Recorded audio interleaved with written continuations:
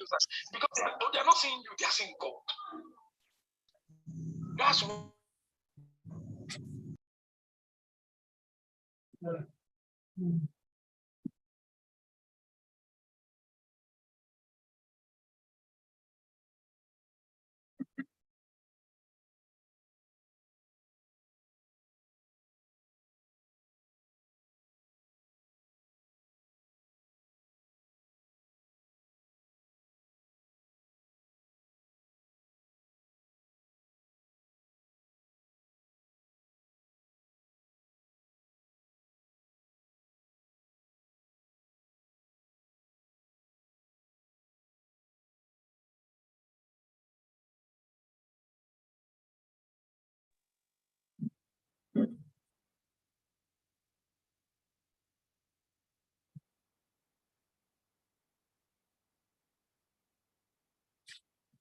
Hello, good evening all.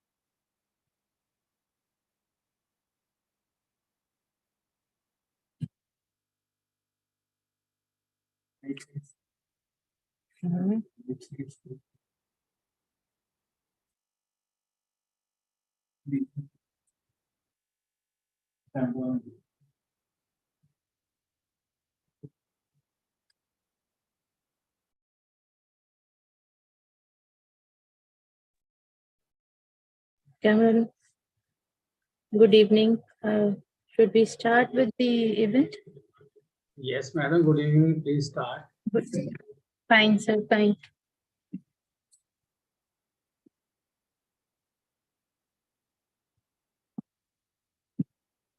Good evening to all our esteemed guests.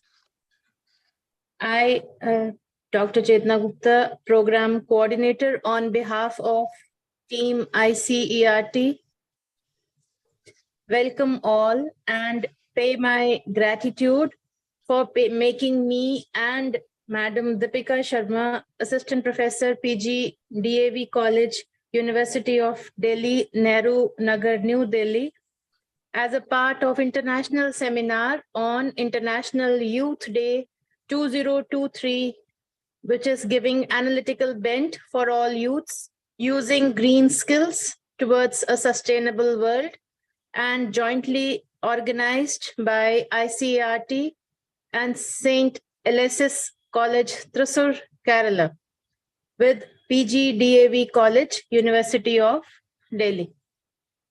I would further emphasize on youth today need to broaden their vision and deepen their roots in understanding their culture, tradition, and value system. A warm welcome to all the guests and our chief patron, Dr. Mahashweta, who is the principal Gaur Brahman College of Education and an honorable member of ICERT.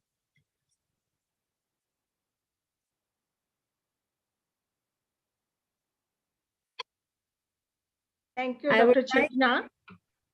Thank you, ma'am. Welcome, ma'am. Thank you, ma'am.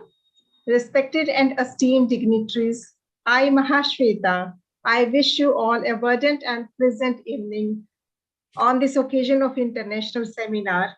And I extend a hearty welcome to you all, because in this academic event, the international seminar on the theme, Green Skills for Youth Towards a Sustainable World, it is jointly organized by ICERT, International Council for Education, Research and Training, St. Aloysius College, Thrissur, Thrissur, Kerala, and PGDAV Evening College, University of Delhi. Being ICERT member, I convey my sincere thanks to Dr. Sandeep Kumar, General Secretary ICERT, for providing me this opportunity to be a part of today's program, today's intellectual event as Chief Patron. So I welcome all the distinguished resource persons, my fellow academicians, and all the participants and attendees who have joined this seminar to witness fruitful sessions on exploration of green skills and ways of indulging youth in developing a sustainable tomorrow for a better world. Today, I have this privilege to welcome the seminar patron and guest of honor, Professor Dr. Chako Hosi, Principal St. Aloysius College, Thrissur, Thrissur, Kerala. And I extend my hearty welcome to the seminar patron and guest of honor, Professor Dr. R.K. Gupta, Principal PGDAV Evening College, University of Delhi. The guest of honor, Dr. Chandramani P. Singh, Additional Assistant Director, Central Board of Direct Taxes, Controller of Communications, Account Income Tax Department, Gujarat. I extend my hearty welcome to esteemed resource person, Professor Dr. Rajendra Kumar. Welcome you, sir. Principal and Professor. Thank you, ma'am. Thank you. Welcome, sir. Baba Farid, College of Management and Technology, Batinda, Punjab. I welcome our keynote speaker, I think Ma'am Sujata. Ma'am Sujata Balakrishna, Senior Lecturer, Nilai University in Nilai, Malaysia. Welcome, ma'am. Thank you. I extend my welcome to our guest of honor and seminar chairperson, Dr. Bakona Ahime, Chief Lecturer, University of Lagos. Welcome, ma'am. And I further extend my welcome to Dr. Hardik Kumar, Dr. Suma Devi, Dr. Sandra Success Olabahu, Dr. Ashok Kumar, Dr. C.P. Singh, Dr. Jilsa, Dr. Oladpo John Oy, Dr. Jigna Sabine, and many other attendees as well. Besides that, I extend my welcome to Bizimi M. Sangma and Amin Kwil Zangozi, Dr. Srividya Muthuvel, Mrs. Shilpa, Archana Parikh, all the attendees, dear coordinator, Professor Meena Sharma. I extend my welcome to all the distinguished dignitaries, seminar coordinators, attendees, participants. So a very good and green evening to all of you, because it's the green skills. Sir, ma'am, all the dear participants, it is a matter of pride to be online with the galaxy of so many distinguished intellectuals for sharing, for engaging and enlightening promising ideas on International Youth Day, that is 12th August 2023. Each year, we all know that International Youth Day has a specific theme, and that reflects the pressing concerns and priorities of young individuals across the globe. So themes of previous years, they have focused on areas such as mental health, education, and employment opportunities. The theme for this year by UN is Green Skills for Youth Towards a Sustainable World. It is to embark the journey towards a green transition. The shift towards an environmentally sustainable and climate-friendly world is critical, not only for responding to the global climate crisis, but also for achieving the sustainable developmental goal as well. As we know that as we all stand at the crossroads of environmental challenges and opportunities, the role of the youth in shaping a sustainable future cannot be overstated. The acquisition and application of green skills have emerged as a beacon of hope empowering our younger generation to lead us toward a world where ecological balance and human progress both have simultaneous coexistence. The 21st century, as we all know, it is witnessing unprecedented challenges posed by climate change, environmental degradation, and resource depletion. So in this backdrop, the development and acquisition of green skills, it has emerged as a vital tool to address these challenges and to build a sustainable world. Green skills refers to a diverse range of competencies, the knowledge, abilities, and attitude, which enable individuals to contribute effectively to environmental sustainability and the transition towards a low carbon economy. So these skills, they are not limited to specific field, but they have global application across industries, energy, agriculture, manufacturing, technology, education. So these skills, green skills, enable individuals to innovate, adapt, and adopt eco-friendly practices which minimize our ecological footprint while ensuring the continued economical growth. So the youth of today, which is armed with green skills, hold the key to shape a future where economic growth and environmental protection, they both can go hand in hand. We all know that green skills are relevant for the people of all ages, but they have heightened the importance for younger people because younger people can contribute very effectively to the green transition for a longer period of time. So the youth of today are inheriting a planet which has so many environmental threats, but we know that the youth are the driver of change as well. So their creativity, passion, and adaptability, it can be harnessed to steer society towards sustainable practices. So young people need to be well equipped with green skills to navigate this changing environment. And here comes the role of educationists and academicians. So we are here together to discuss on how to plan the strategy, how to cultivate the green skills among youth so that we can play our role in betterment of a sustainable world. So that's all from my side. Let's have deliberations together. And I'm sure that deliberations of this international seminar, it will definitely help the educationists and other persons as well to contribute towards a more sustainable world and in development of green skills among youth. So welcome you all. And ma'am, Dr. Chaitra. Thank you, ma'am. Thank you. Yes, thank you, ma'am, for please your wonderful introductory lecture in the event. I welcome all.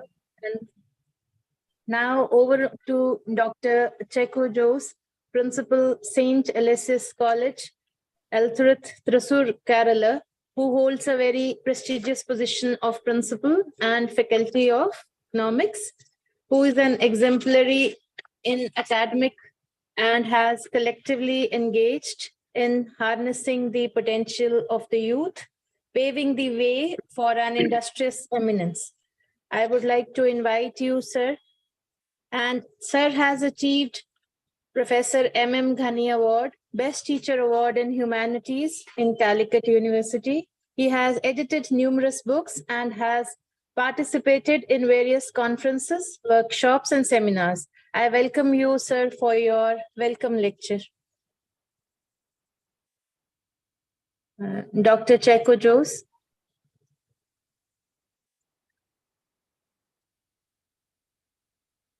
I suppose sir is not available in the meet.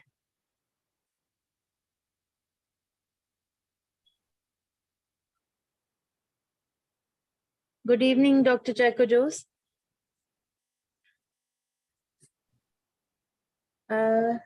You are muted, sir, I suppose.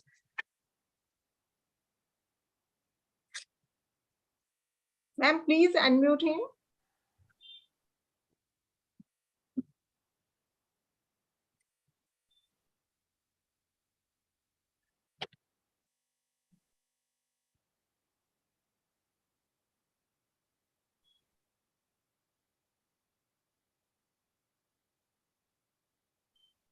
Okay. Dr. Chaitra, Okay, please. Oh, okay. Good evening, Dr. Checo Jose. Yeah.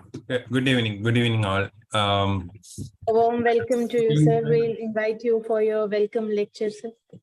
Thank you. So this on this International Youth Day, as you know, this international conference on green skills for youth towards a sustainable world is being organized by International Council for Education, Research and Training in collaboration with the St. Aloysius College, Thrissur, Kerala, the institution that I am representing, PGDAV College, Evening, University of Delhi. We are extremely happy to be part of this conference of related to International Youth Day. And as all of us know, the green skills for youth is a very important to be promoted. It's a privilege and pleasure to welcome each and every one of you to this enlightening seminar on a topic of great importance and significance to our rapidly evolving world. Today, we gather here not only as curious minds, but as predictive agents of change to come together, to unite for the cause of a green world. In an era where the global community faces unprecedented environmental challenges, the importance of equipping our youth with the green skills cannot be overstated. The very foundations of our existence is rooted in the intricate balance of our ecosystem. It's our responsibility to ensure that this delicate balance is preserved, restored, and nurtured for the well-being of our planet and the generations to come. The theme of the seminar undercrosses the central role of our youth that they play in the pursuit of a green future. Young minds possesses an innate curiosity, a boundless enthusiasm, and untamed idealism that holds the potential to drive a monumental shift in societal behavior and systems. As we stand at the crossroads of environmental crisis and opportunity, it becomes imperative to empower our youth with the knowledge, skills, and tools they need to lead us towards a more sustainable world. Over the course of the seminar, we will delve into a spectrum of topics. We will explore the concept of green skills, which encompasses a diverse range of abilities that allow individuals to thrive in a sustainable economy. From renewable energy technologies to circular economy practices, from conservation strategies to sustainable urban planning, our discussions will span a broad spectrum of disciplines reflecting the interdisciplinary nature of this very topic. Furthermore, the seminar provides an invaluable platform for networking and collaboration. As we connect with the fellow attendees of the seminar, we will find ourselves part of a dynamic network of like-minded individuals who share our passion for sustainability. In conclusion, let us approach this seminar with open minds and open hearts. Let us embrace the opportunity it offers to change our world. I'm extremely happy to welcome all of you to this conference, to this international seminar, and I request all of you to make the very best use of this event. I also would like to thank International Council for Education, Research and Training for providing this opportunity, this very valuable opportunity for our college to collaborate in this very important conference. Thank you. Thank you, Dr. Chaco Jose, for your welcome lecture and your valuable deliverance. Now I would like to invite the seminar patron and guest of honor, Professor R.K. Gupta, Principal, PGDAV College, University of Delhi, for his inaugural address, who has about 38 years of teaching experience, as well as who is an effective administrator with dedicated research. He has presented more than 25 papers and bestowed with postdoctoral endeavor research fellowship by Ministry of Education. He has been conferred with Best Teacher Award and been on deputation to Bhutan under Colombo International Plan of Ministry of External Affairs. I welcome you, sir, Professor Dr. R.K. Gupta, Principal, PGDAV College, University of Delhi, for his inaugural address. Thank you very much, madam. Thank you. Welcome, sir. Yeah, it's really a matter of great pleasure that this particular seminar conference is being organized in collaboration with the ICERT and St. Aloysius College, Kerala. And our college is also the participant college of this particular seminar. In fact, I feel this is a glaring example how the resource sharing or the knowledge sharing can be a very powerful tool for the upliftment of the institutions, for the upliftment of the students, for the upliftment of all the stakeholders. And this particular technology, the online technology, which we have learned particularly during Corona, this is also, a glaring example how the challenges which we faced during Corona can be converted into opportunities. Now we are sitting at different places, but still we are able to make it out and to organize and hold this seminar successfully. As far as the topic is concerned, I feel the topic is very, very relevant, which has been chosen, selected by the organizers. And the main focus here is the youth. Whenever, as administrators or as the participants in various types of activities, whenever we organize, every time there is a great focus, great responsibilities to be laid down on the shoulders of the youth, whether it is environment, whether it is education, whether it is their behavior, whether it is their responsibility towards the society or anything else. Why we have these types of expectations from the youth, and why we put so much stress or the focus on youth? The reason is obvious, because these youth, the young people, they are the future of our nation or any nation by default. They are the future administrators, they are the future policymakers, they are the future doctors, they are the future professors, they are the future industrialists, they are the future builders. Everywhere,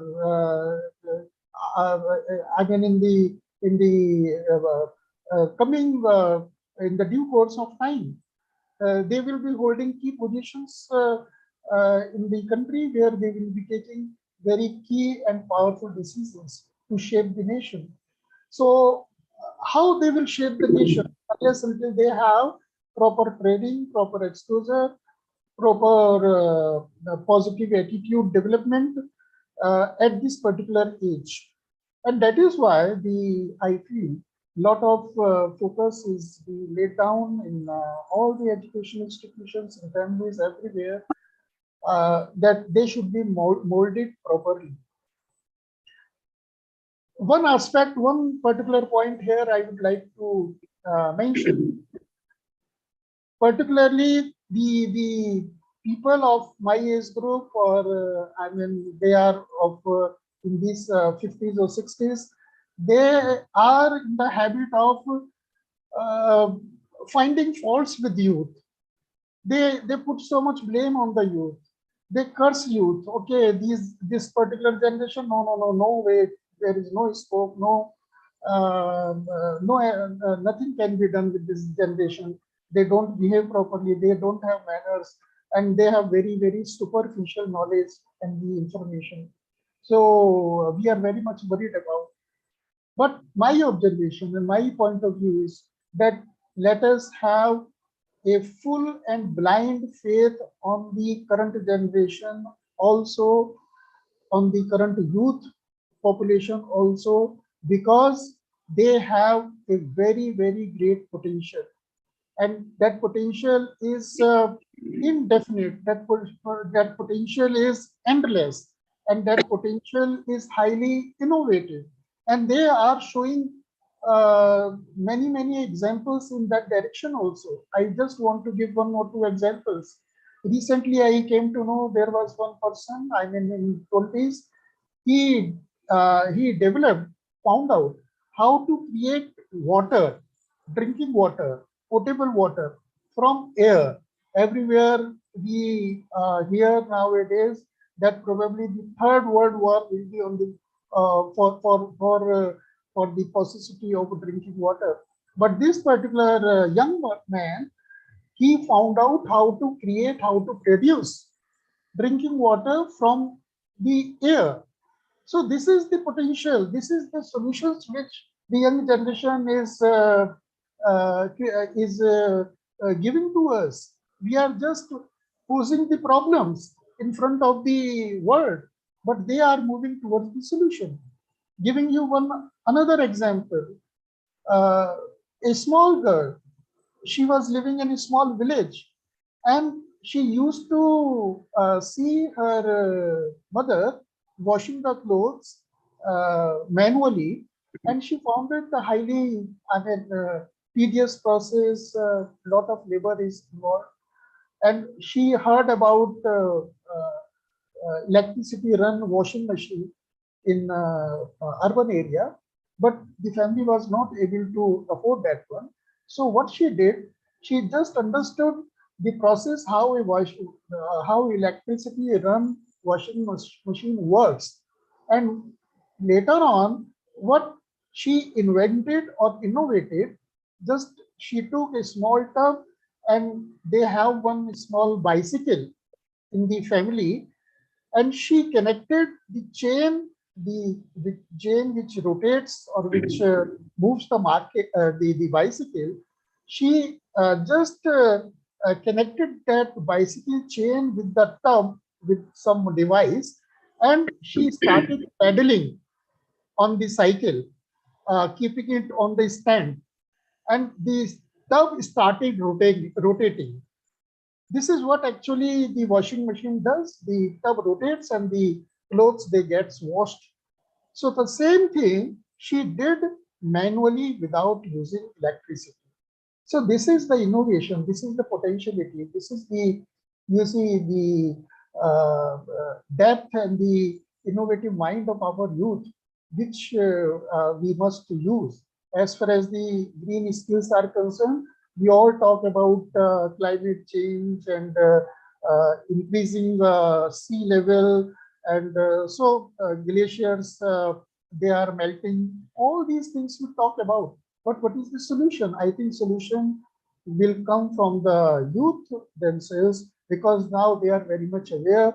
In the families also, we come across the examples where the small child, he or she just says to mummy, papa, or elder people, papa, don't carry these plastic bags. No, no, no. Let us use these packets or these plastic things. Let us reuse them. Don't throw them in the dustbin. So these types of awareness, I think, and initiatives, they will come from the youth.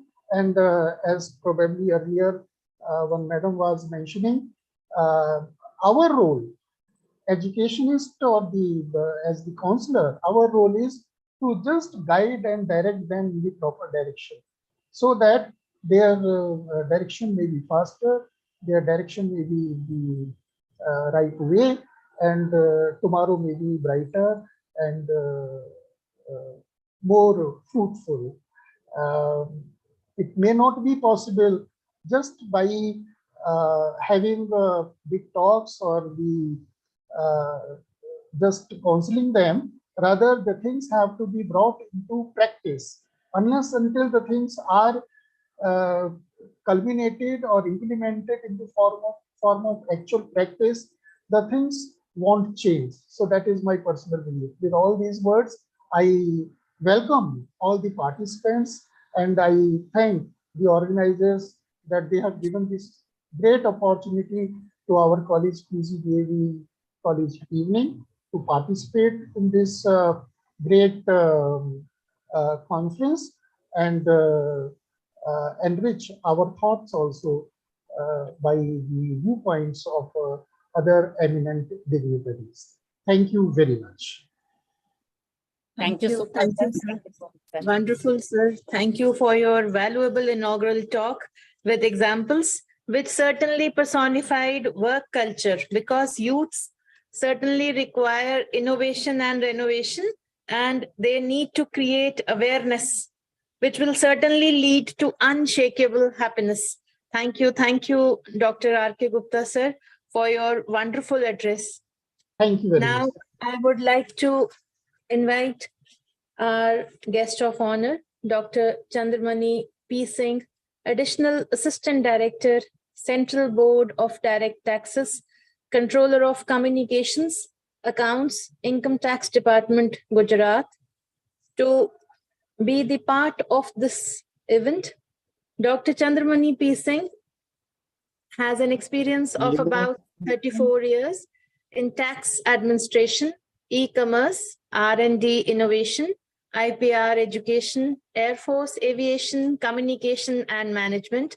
He is an expertise in technology, administration, HRD education, ISO system, finance and tax administration, financial management, IT system management, and media communication. Sir has attended about more than 5 international conferences and submitted research papers. He has a solid professional membership in editorial board and international journals, professional membership of Bharat Gaurav Ratna Shri Samman Parishad, and has published 6 books on management research. He has been awarded Global Youth Icon Award 2022 by International Council of Education, Research and Training. Further, he has also been conferred by Chanakya Award 2023 by International Council of Education, Research and Training. He has been certainly awarded with Bharat Gaurav Ratna Shri 2023 in educational academic research. In fact, we are lucky enough to have you with our sir, and it's our pleasure to invite you as a guest lecturer. We heartily welcome you, Sir Dr. C.P. Singh. Thank you, madam. I'm audible. Yes, sir. Yes, sir. You are audible, sir.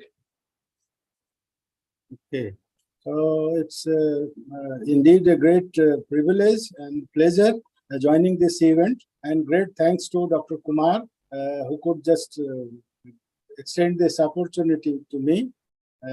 And although whatever you could mention in my profile, it's apparent that I'm not regular into academics. I'm sitting into the senior level of Government of India authority on corporate governance side, on taxation and other issues.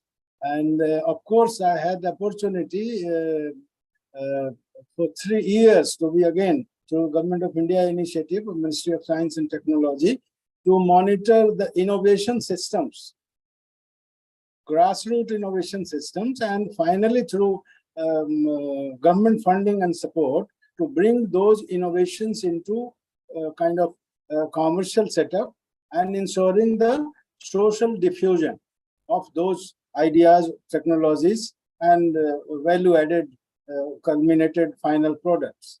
And around the country, and as several of the international fora also, we could organize exhibitions and showcased the idea and the concept and the products. Several of the countries joined the fraternity, appreciating the innovation systems in India. And even Government of India had initiative of making knowledge registry, database of knowledge registry of traditional knowledge systems in Indian systems. And I think otherwise, I used to be very much appreciative otherwise of the efforts of ICERT, who is collaborating and connecting right from Delhi to Thrissur to Nigeria and other international countries they are coordinated with. So it's wonderful opportunity otherwise, wherein means on this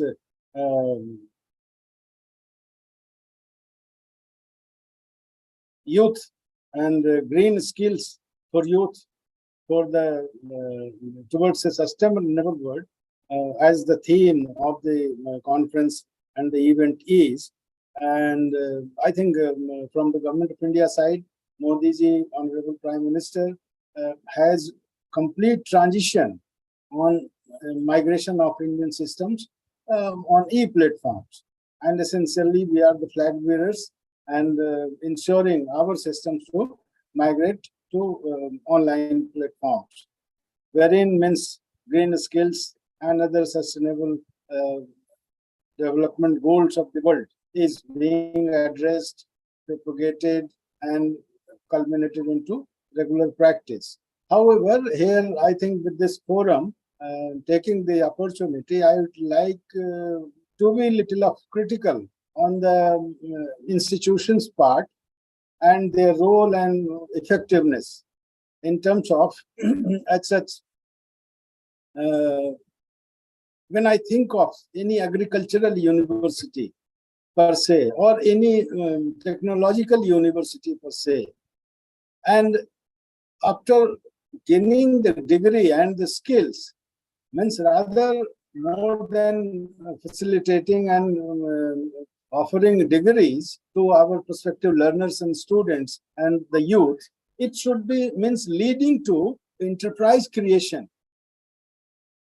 And as far as agriculture is concerned, it's voluminous, right from means the seed to different parts of the plant and its processing, and finally food processing, the means phenomenal need of the global need rather that can be addressed to. And accordingly, in the technology institutions, enterprise creation should be in such a fashion or otherwise means effectiveness and result orientation, that means this green skills enabled youth should be having their contribution in enterprise building and also means into the propagation of green skills. That is the need of the hour. And for in terms of the sustainable global goals, the target year is 2030, wherein the youth population is of the globe is likely to be 1.3 billion.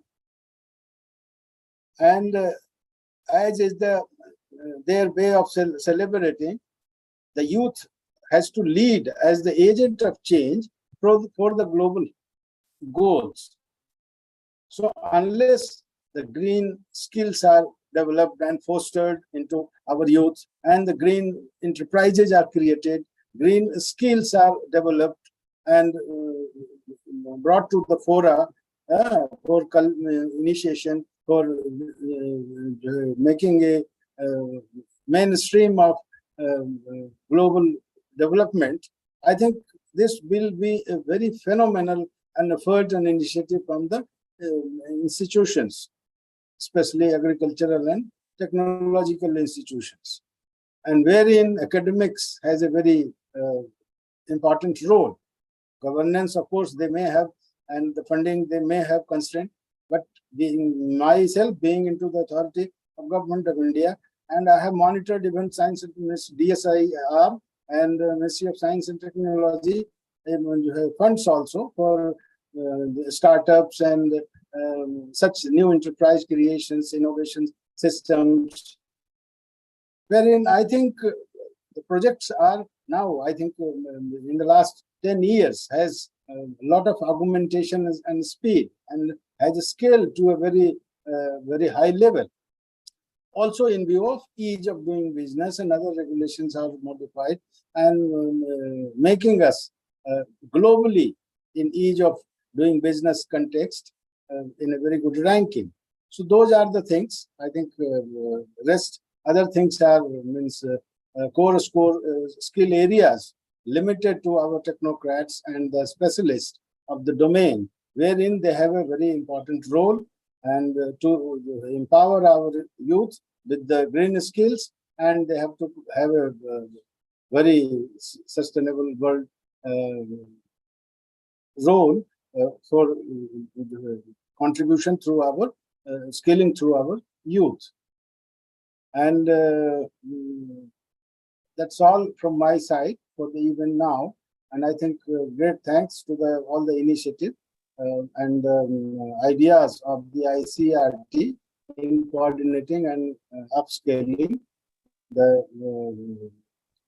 system and setup related to the theme of the conference. Thank you very much. Thanks. Thank you. Thank you, sir. We are in fact lucky to have you here, sir, for your lecture. Thank you, sir.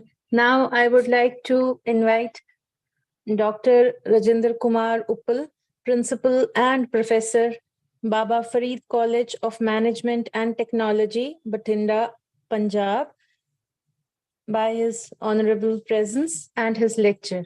I welcome you, sir, as a guest of honor and a resource person who is a prolific writer, a man of letters, research stalwart, and has won accolades in academic field and research. Sir has presented about 95 research papers in various national and international conferences. He has been awarded honorary D.Litt by reputed business universities, Costa Rica in 2014, Orwell University awarded D.Litt by reputed business university, further awarded honorary D.Litt 2019, Nelson Mandela, USA, awarded Doctor of Letters to Dr. Uppal. In brief, the outstanding educational and research achievements of Dr. Uppal are too many to recount within the space of short citation. He has attained the echelon academically, intellectually, socially, and spiritually. Further, he is an embodiment of mission, critical thinking, excellence. Sir, in fact, you are an asset to the society. We welcome Dr. Rajinder Kumar Uppalji, Principal Professor, Baba Farid College of Management and Technology, Bathinda, Punjab, for his lecture. Welcome, sir. Thank you, madam. Just a minute. Fine, sir, fine.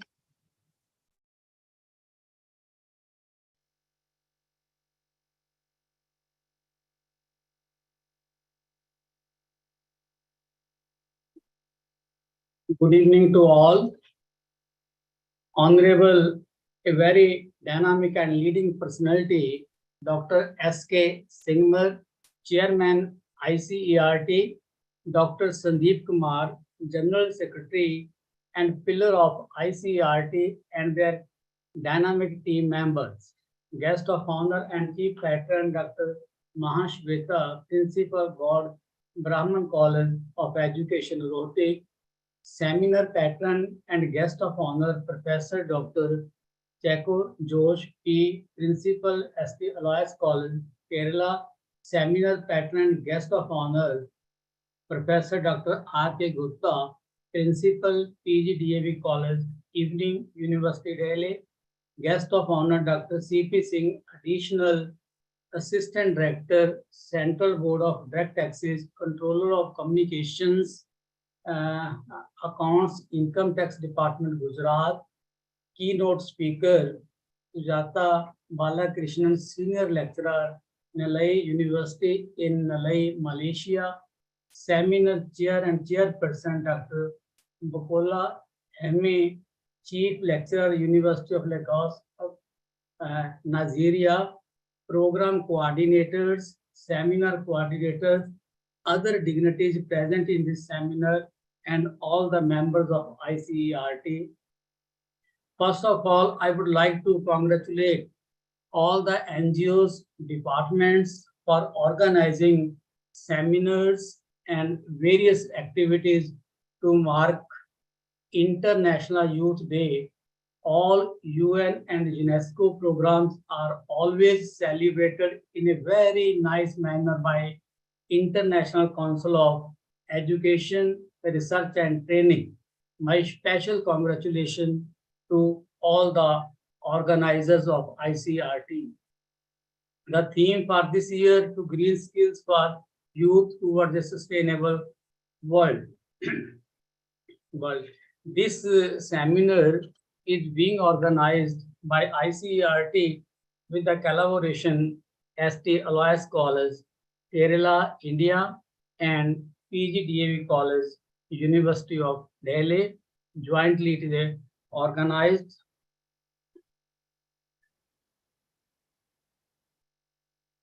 First of all, you will see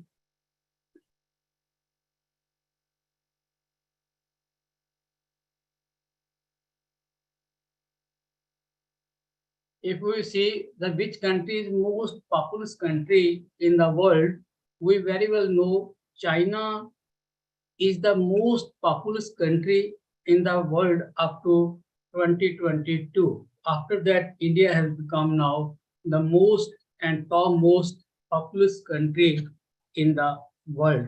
But in China, the youth population is continuously in the decreasing trend. Whereas in the world, India has the benefit that we have the maximum number of youth population. And when we compare the other countries, either it is USA, Indonesia, Pakistan, this population is less and it is migrated from other countries. 8 countries will make up over half the projected total population increase by 2050. India, Nigeria, Pakistan, the Democratic Republic of the Congo, Ethiopia, Tanzania, the Philippines, and Egypt. As expected, India overlooked China as world's most populous country this year, 2023. China's population has started to decline. India has its largest ever adolescents and youth population. According to UNFPA projections, India will continue to have one of the youngest population in the world till 2030. 61 countries are projected to experience a population reduction by 2050. India has more than 50% of its population below the age of 25 and more than 65% population below the age of 35. Actually, today's green skills are related to these people.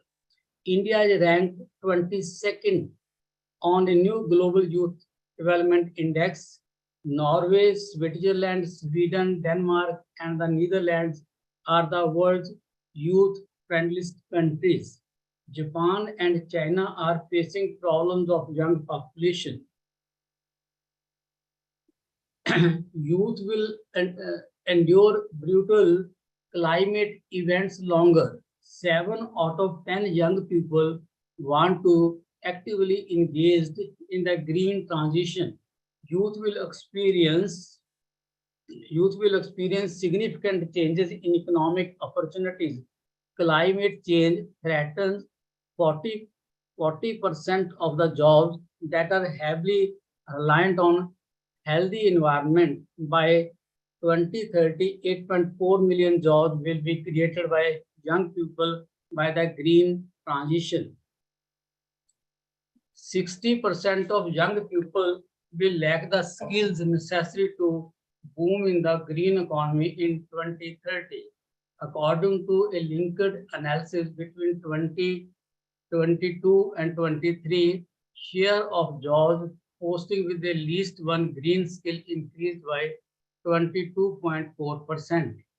There are disparities that must be addressed. Technology divide, 67% youth do not have digital skills due to lack in basic resources. Current occupational gender stereotypes are likely to persist. In 2015 to 21, 66% green transitions were done by men.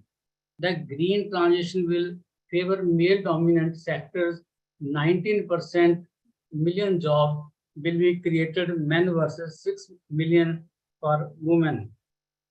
Green skills are skills aimed to balance economy development with environment conservation so that the needs of the society, economy, and environment can be met efficiently.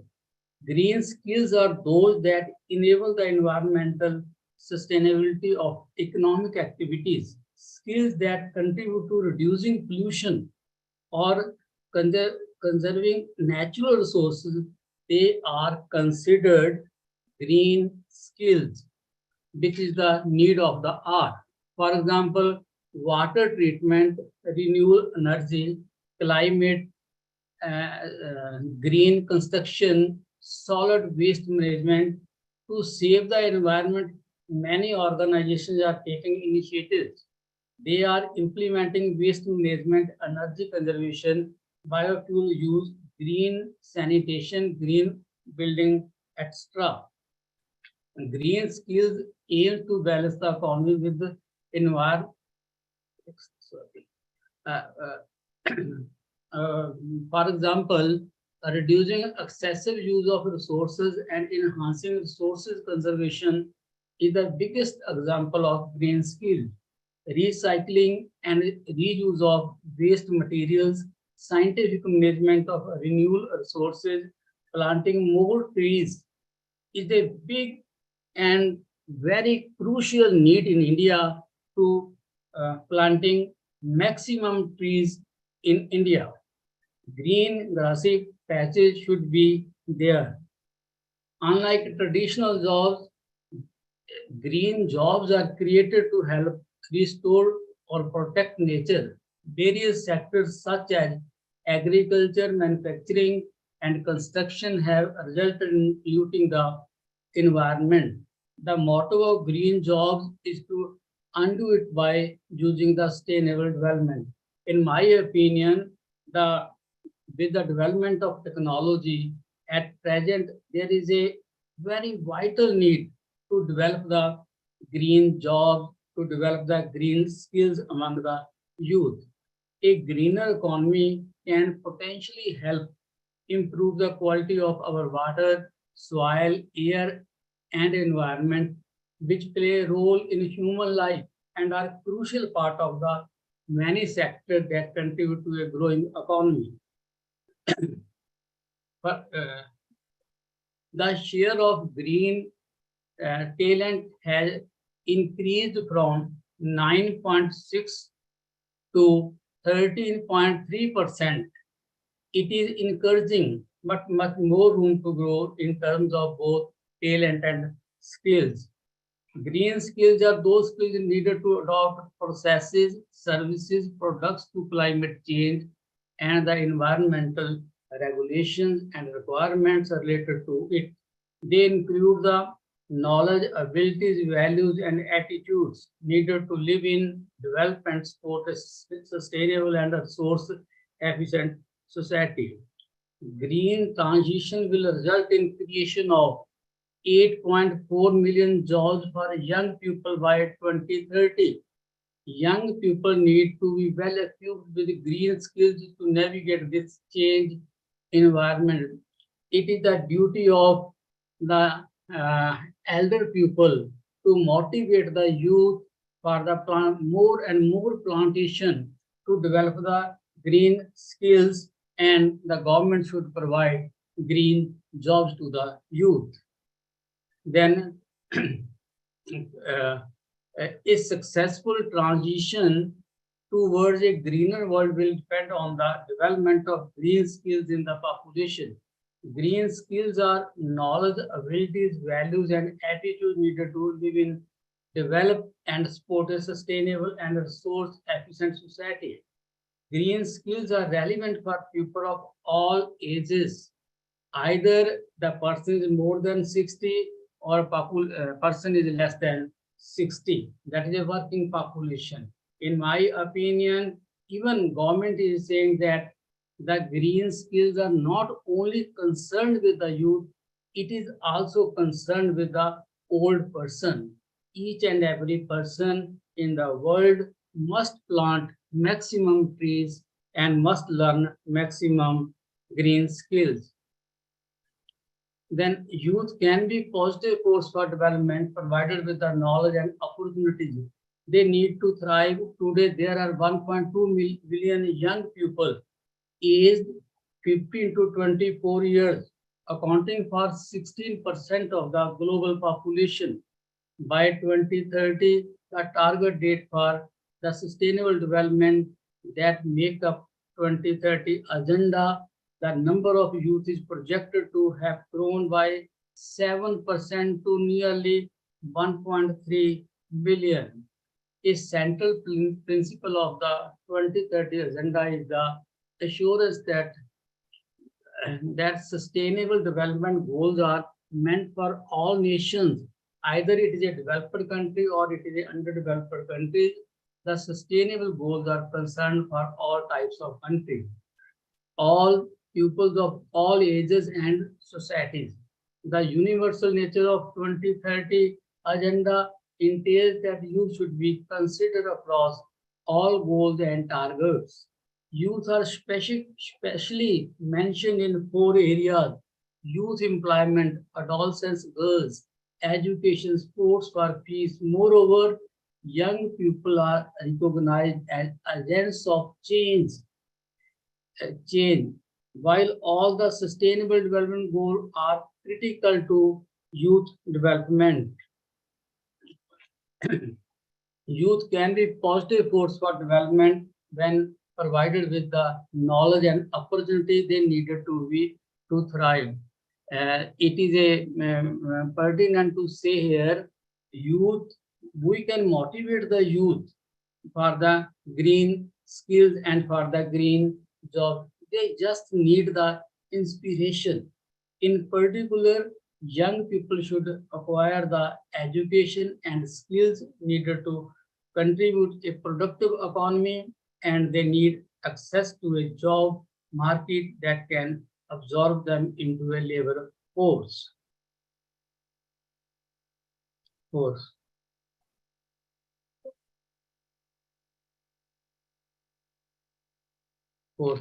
In my opinion, today we should take one pledge that we will inspire our youth for the green skills, and we should say to the government, kindly create the green jobs for our youth, so that it has become mandatory now for the sustainable development. Once again, I congratulate to the ICERT and the other collaborated institutions for this seminar. I hope this seminar and deliberation will be very, very successful. Thank you so much. Thank you so much. Thank you. Thank you, Dr. Ajinder Kumar Uppal, sir, Principal and Professor Baba Fareed College of Management and Technology, Batinda, Punjab. Sir, you are an icon academically, intellectually, socially, and spiritually. In fact, you are an asset for the society. Thank you. Thank you for your address, sir. Thank you, madam. Thank you so much. Now, I would like to welcome Madam Sujata Balakrishna. Thank you, Dr. Chetna. Thank you so much.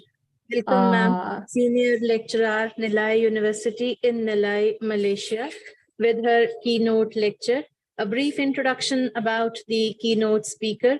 She is a senior lecturer, Nilai University of Nilai, Malaysia, with specialization in business and management, organizational behavior, interpersonal skills, business ethics. She believes in teamwork and is patient and passionate about educating others. She has presented papers at Asian Conference and has been nominated as Advisor of the Year in Student Excellence Award 2012. She is a certified happiness coach, Happiness India, and Berkeley Institute of Well-Being, California. A warm welcome to you, ma'am. Thank you, Dr. Chetna. Thank you so much. Good evening, everyone. Good evening. Thank you very much for inviting me to be part of this seminar. I truly feel very honored. Thank you so much.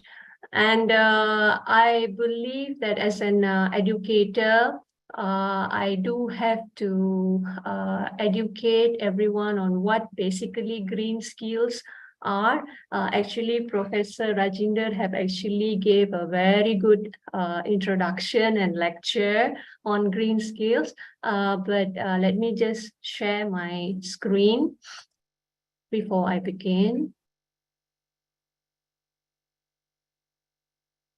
Can everyone see my screen? Yes, ma'am. Yes, it's visible. Okay. Visible, thank you. Right, so let me just go straight towards the introduction. This is the introduction that we have been talking about. As you all know, green skills is the knowledge, abilities, values, and attitudes needed to live in, develop, and support a sustainable and resource-efficient society. These are basically both the hard skills and soft skills that we are talking about, the skills that are needed to address all the consequences of the current climate change or even future climate change. And the youth need to survive through this green economy transformation. So we need to equip them with all the necessary skills.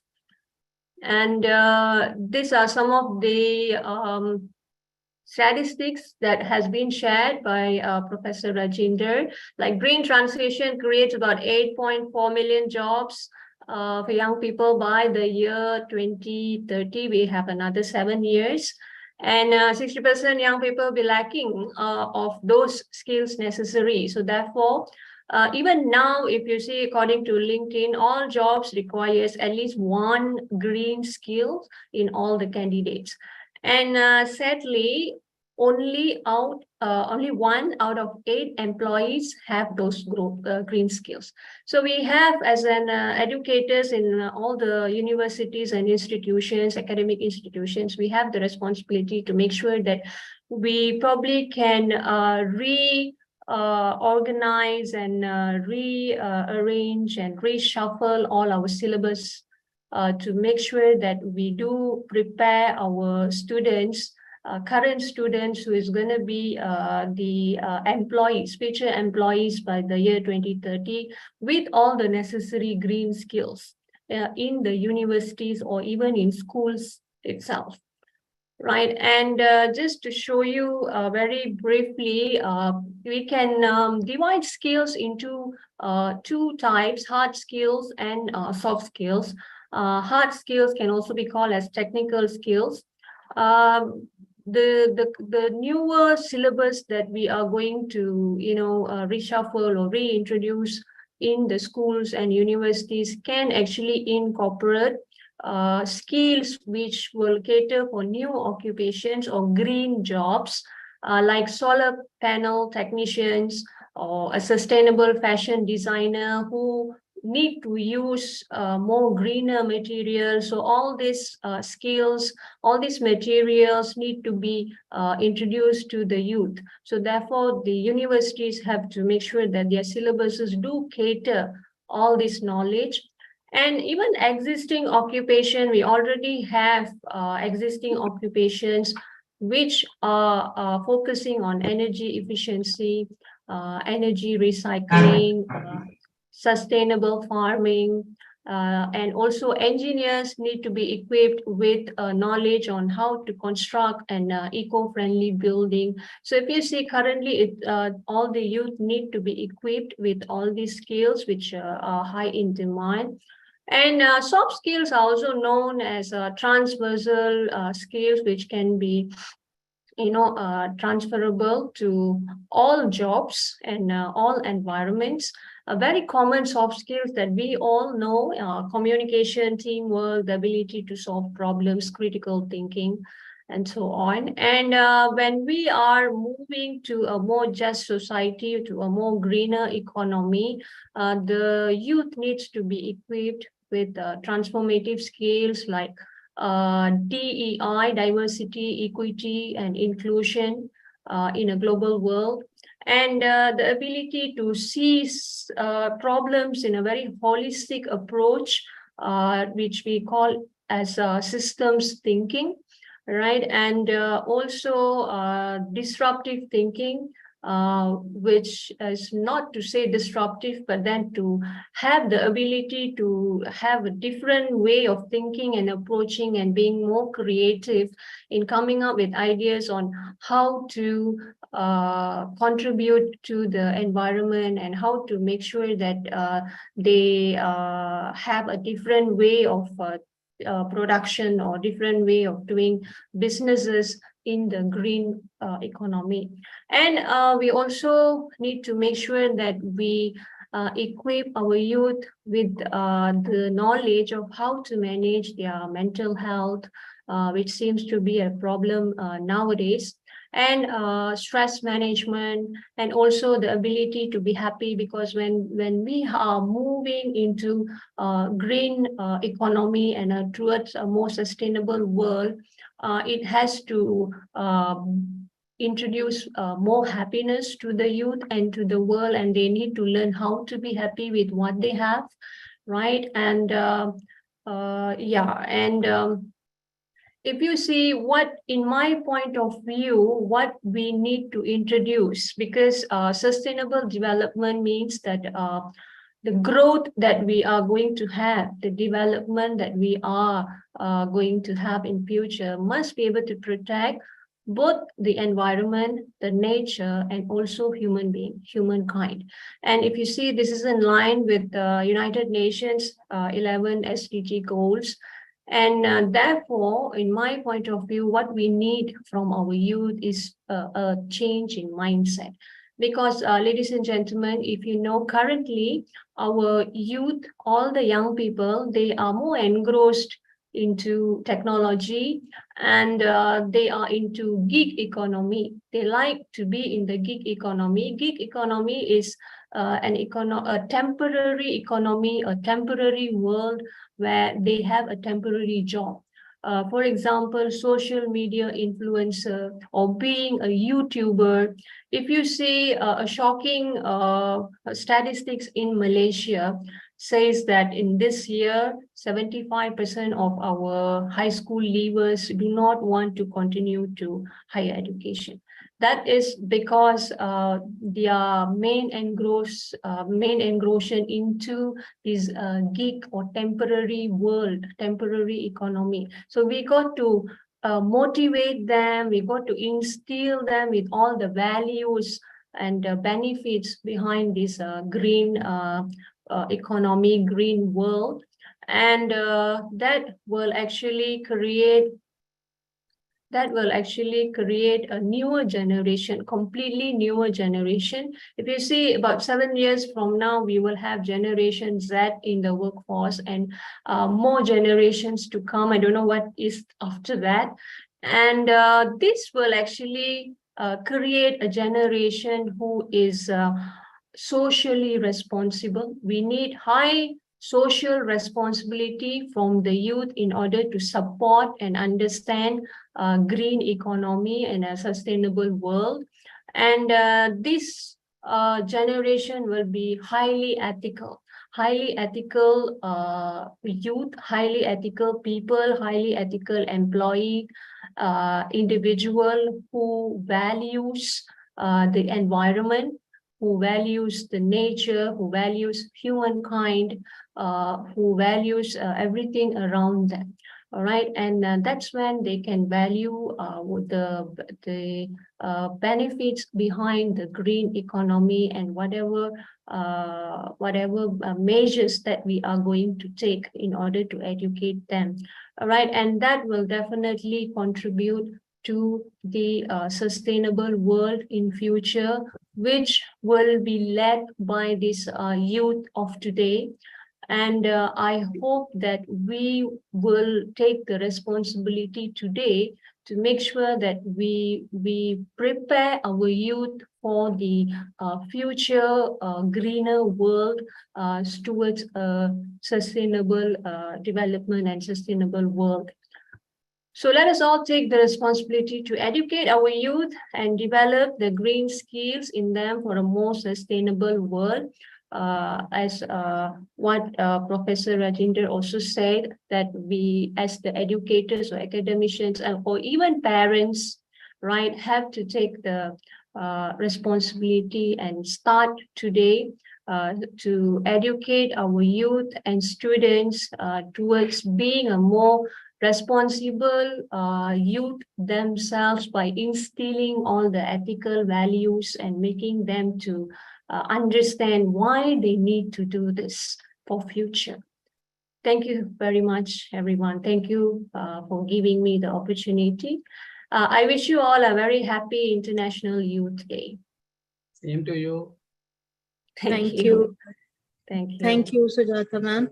Certainly, we need to educate our youth and develop green skills for sustainable world, because these youth need to broaden their vision and they have to deepen their roots so as to imbibe culture, tradition, and value system, because every time they are just looking for success.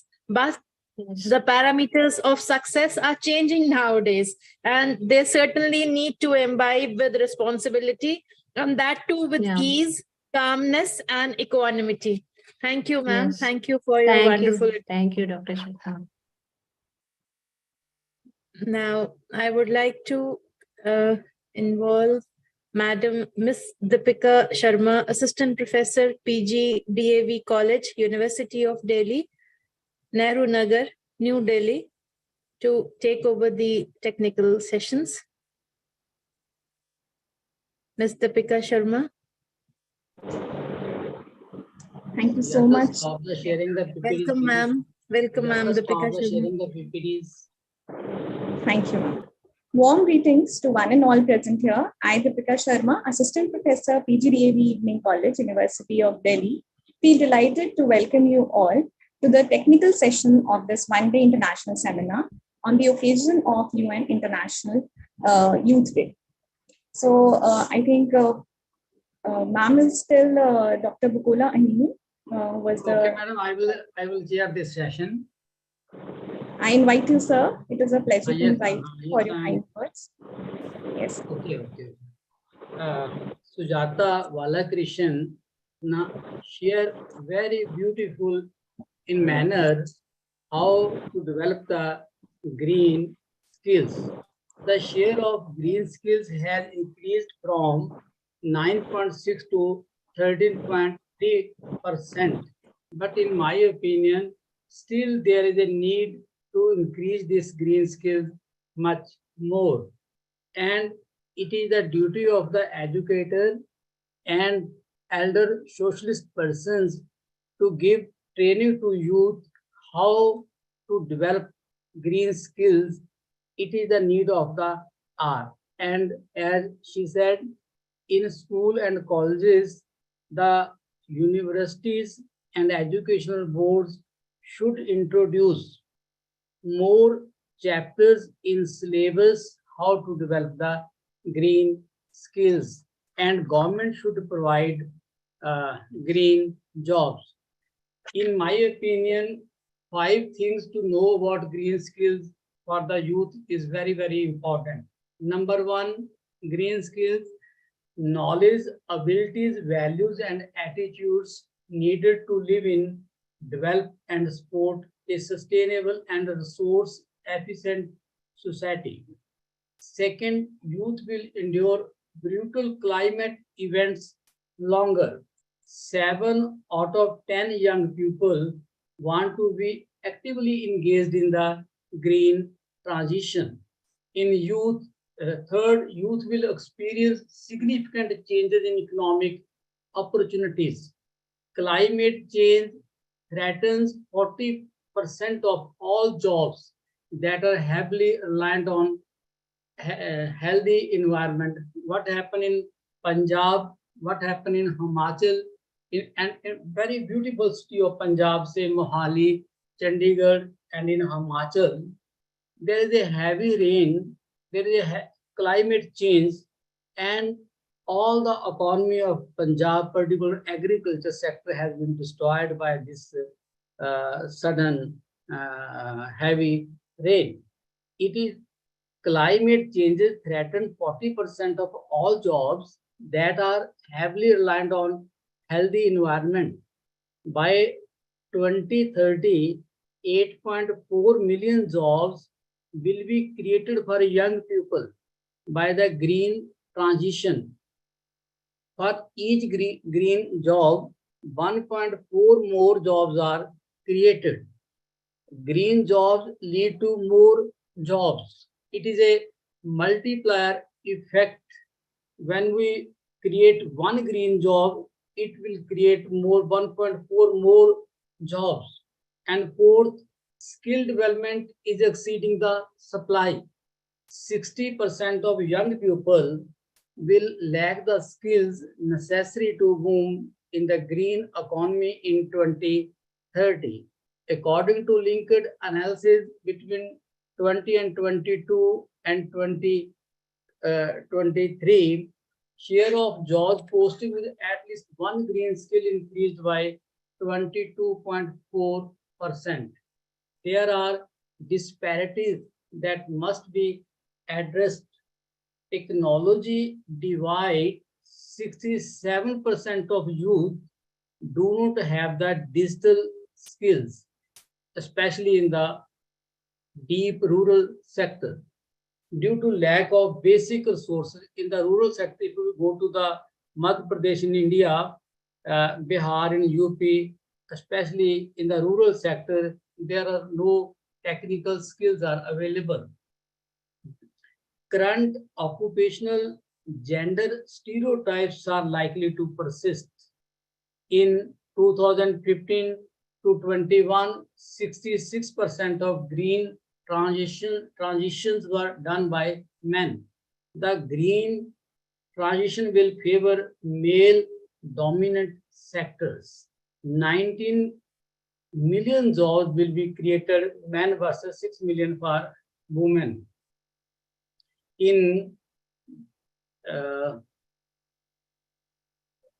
As a youth are increasingly demanding more just, acute, and progressive opportunities and solutions in their societies, the need to address the multifaceted challenges faced by the young people, such as access to education, health, employment, and gender equality, and have become more pressing than ever. Youth can be a positive force for development when provided with the knowledge and opportunity they needed to thrive.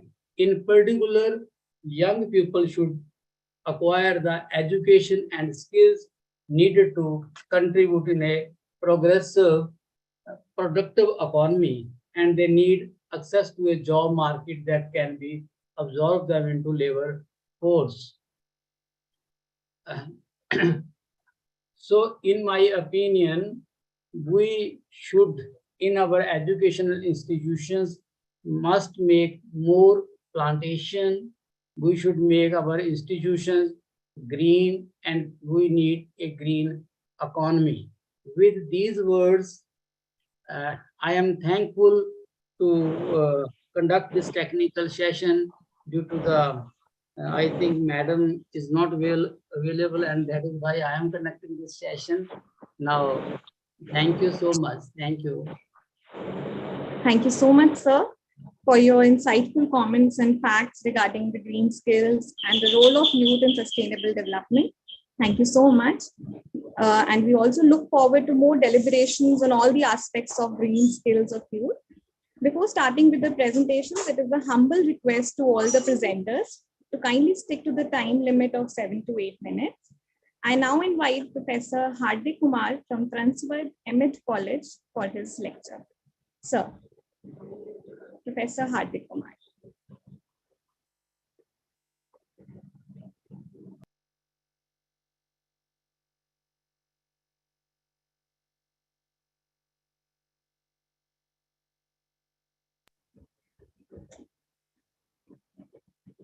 Hello, good evening. Congratulations to all ICERT organization team to present my Youth Day research paper. My research paper theme was Sustainable Development in Gujarat, Folk Drama Bhavai. Gujarat culture of folk drama Bhavai. Folk art term used for a distinctive type of art is created within local or regional tradition, usually in the context of rural agriculture communities. It includes the making and decoration of a wide range of objective used in this community. Our main topic is the dance of India. The dance of India vary from region to region, and each state boasts several different forms. Among these may be included puppet, steel, dummy, horse, mask, tribal ritual, seasonal, trance, fertility, transgressive, satire, sticks, Buddhist ritual, street theater, juggling, and acrobatic forms. My topic is folk drama Bhavai. Gujarat is a part of India known for lovely tradition of both folk and classical music. Classical musicians and composers include Ustad Faizaz Khan, Maula Baks, Rahim Khan, and Pandit Om Prakash Nath. Gujarati folk dance includes the Ras and Garba dances, which are said to have been passed on by Krishna, who spent his childhood at Gokul, learning the flute. He also taught the folk drama Bhavai. Other dances include Dangi Nritya, Tipani Nritya, Padhar Nritya, and Sindhi. The Garba is a simple dance which involves clockwise and counter-clockwise movements. It is a very beautiful method of prayer. The Ras is an extremely completed dance performed by a group in a circle to a rhythm marked by sticks. Dandiyas, accompanied by voice, snehai, flute, jung, dhol, or cymbals. The Garba is a circle dance performed by women of festivals like Holi, Vasant Panchami, Navaratri, and Sarva Purnima. Bhavai Stalling the Player is a popular folk theatre from Gujarat. Vesas mean consume, or Bhavai plays are also known as a song. The original Bhavai goes back to 14th century. It is said that Hemala Patel's daughter Ganga was kidnapped by Muslims Subedar. Their family prizes Asai Thakur, a resident of Sitpur, rused to the Subedar claimed to Ganga to be his own daughter. Subedar asked Asai Thakur to eat with Ganga from the same place to prove she is really his daughter. Asai did but this is incurred is an area of his own caste, means the was economicated as he had taken food with a low caste Ganga. He started earning his living by the performing play, which later came to be known as Bhavai. The cast of the performance of Bhavai can be known as a tagla. In one of the long poems, Asta has given date of the composition at 1360 years. Thus, it seems that the Bhavai as a dramatic form emerged in the 14th century. Aside Thakur wrote about 36 plays, out of which some 60 have survived. Some of these Vesas bear his name. It is clear from the Bhavai performance that his poem must have involved from the earlier known from folk entertainment. Bhavai Vesas property people from the classes of society. The barbers, knives, snipers, robbers, Bengal, slayers, and social and economic thieves, Banjaras, Odas, Thakurans, Sadhus, Darjis, Ganpatis, Mataji. There is a Vesas depicting story of unsuccessful love affairs, a Banyan woman and Muslim thunder. At the end of the play, Jasma ordered a Muslim fakir appraisals to him. People request to revert Jasma, whom they play a vital part in the Bhavai performance and comes into the play every while dealing with mythological percentage. The language of Bhavai is a blended of Gujarati, Hindi, Urdu, and Marwadi. Vesas were published for the first time in the 19th century. Bhavai is also prevalent in Rajasthan. Is a folk dance competition of the spectacular performance. The dance from consistent valid women dancer blessing up to 7 or 9 praised the picture as they dance nimbly. Persuading, they swaying with the slope, their feet perches off the top of glass or on the edge of sword. There is sense of cutting edge suspense and nail biting acts in the dance. Thank you very much. Thank you. Thank you so much, Thank sir, you. for your interesting lecture on Gujarat culture of folk drama. I now request Dr. Suma Devi S., Assistant Librarian, University College of Arts, Tumkur University, Tumkur, to kindly present. Ma'am, good evening, ma'am. Good evening, ma'am.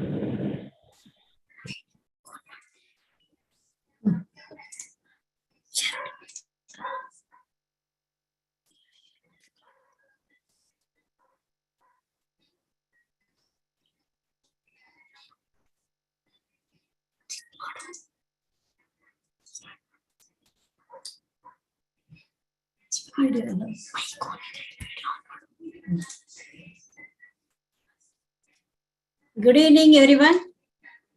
Good evening. Happy International Youth Day.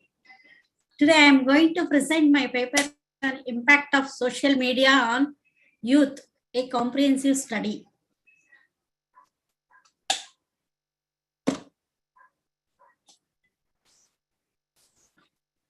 Introduction. In an era dominated by digital connectivity, it is crucial that we are dwelling into the effect of social media on our younger generation, who are among its most avid users. Social media is a platform that undeniably transferred the way we communicate, connect, and share information. Today, we all explore the profound influence of these virtual landscape on the lives of our youth, examining both positive and negative aspects that come along with the digital presence. The objective of the study is to raise the awareness, shed light on the significant influence of social media in the lives of today's youth and its potential consequences, present a balanced view. After a comprehensive analysis that includes both positive and negative impacts of social media use among young people. Encourage critical thinking. The prompt audience to critically evaluate their own social media habit and those of individuals around them. Prompt responsible social media use. Empower youth and their caregiver to make informed decisions about their online activities and digital well-being. Highlight the importance of digital literacy. Emphasize the significance of being aware of online privacy, security, and cyberbullying prevention. Facilitate discussion. Encourage open dialogue among audience, inviting questions and perspectives on the topic. Youth and overview of social media usage among youth. Youth and digital natives. 21st century generations are considered the digital natives, having grown up with the internet, social media as integral part of their lives. They are tech savvy, constantly connected, and rely on social media for various aspects, communication, and self-expression. The proliferation of social media, the rapid expansion of social media platform transformed the way young people interact, consume information, build connections. Popular platforms include, but are not limited to, Facebook, Instagram, Twitter, Snapchat, TikTok, YouTube, LinkedIn, etc. Social media serve as a primary mode of communication for youth, enabling instant messaging, video calls, and group interactions. It facilitates staying connected with friends, family, peers across the globe. Social media and age demographics. While platforms like Facebook have seen rise in the older demographic platforms like TikTok and Snapchat, they are predominantly popular among younger users. Instagram, with its usual appeal, remains popular across different age groups. Time spent on social media. Studies indicate that young people spend considerably amount of time on social media daily, with some surveys estimated an average number that is 5 hours per day. The frequency of usage varies, with some individuals checking social media multiple times an hour. Influencers and trends. Influencers and connected creators on social media play a significant role in shaping trends and opinions among users. Communication and connectivity. Social media platforms serve as a primary means of communication. Youth to stay connected with the friends, family, and peers. Their messaging apps comment on posts, and engaging in group discussions maintain relationships. Self-expression and creativity. Young people use social media to express themselves creatively. They share artwork, photography, poetry writing, and other forms of self-expressions on platforms. On platforms like Instagram, Tumblr, and Pinterest. Entertainment and content consumption. Social media is a major source of entertainment for youth. They watch videos on YouTube, follow influencers and celebrities on Instagram and TikTok, consume memes, and memes means text, image, video includes, and viral content on various platforms. Information and news. Social media provides access to news, updates, and current events for young people. They follow news pages, journalists, and organizations at platforms like Twitter, Facebook to stay informed.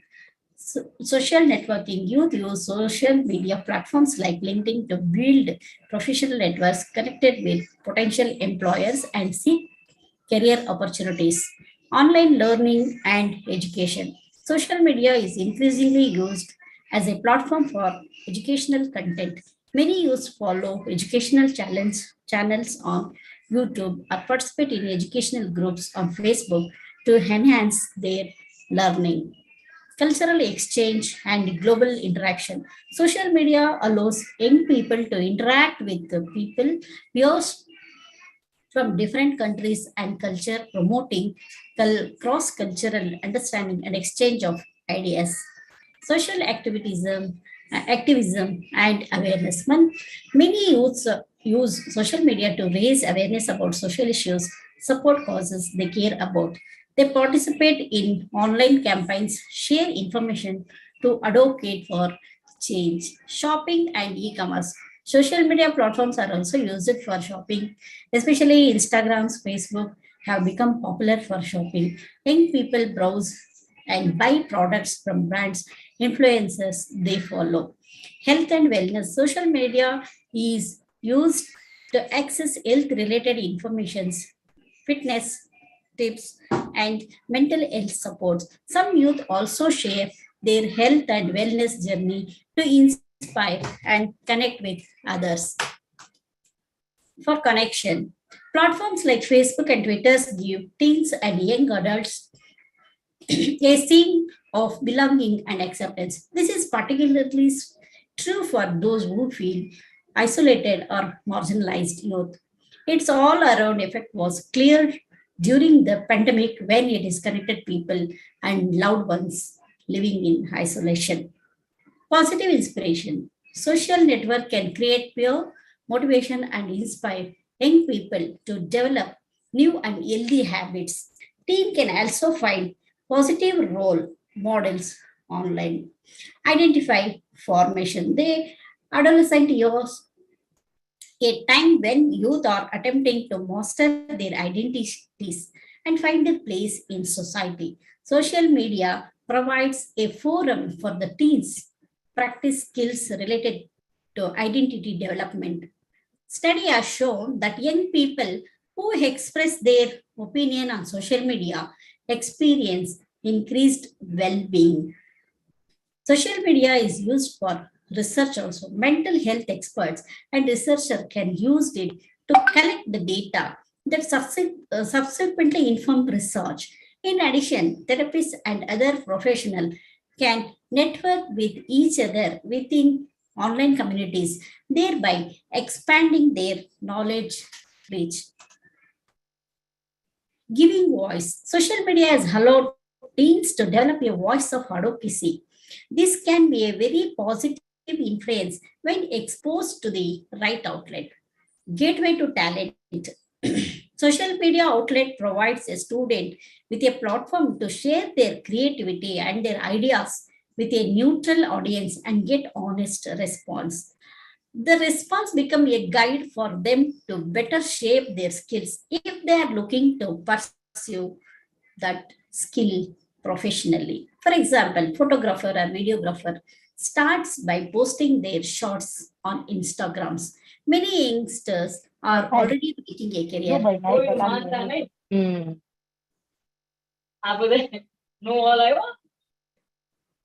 Pardon me, ma'am? Boost creativity. Social media can help youth to enhance their confidence and creativity. It connects young people with a world of ideas and a world of possibilities. This platform encourages students to exercise their creative skills in terms of engaging with their friends and general audience.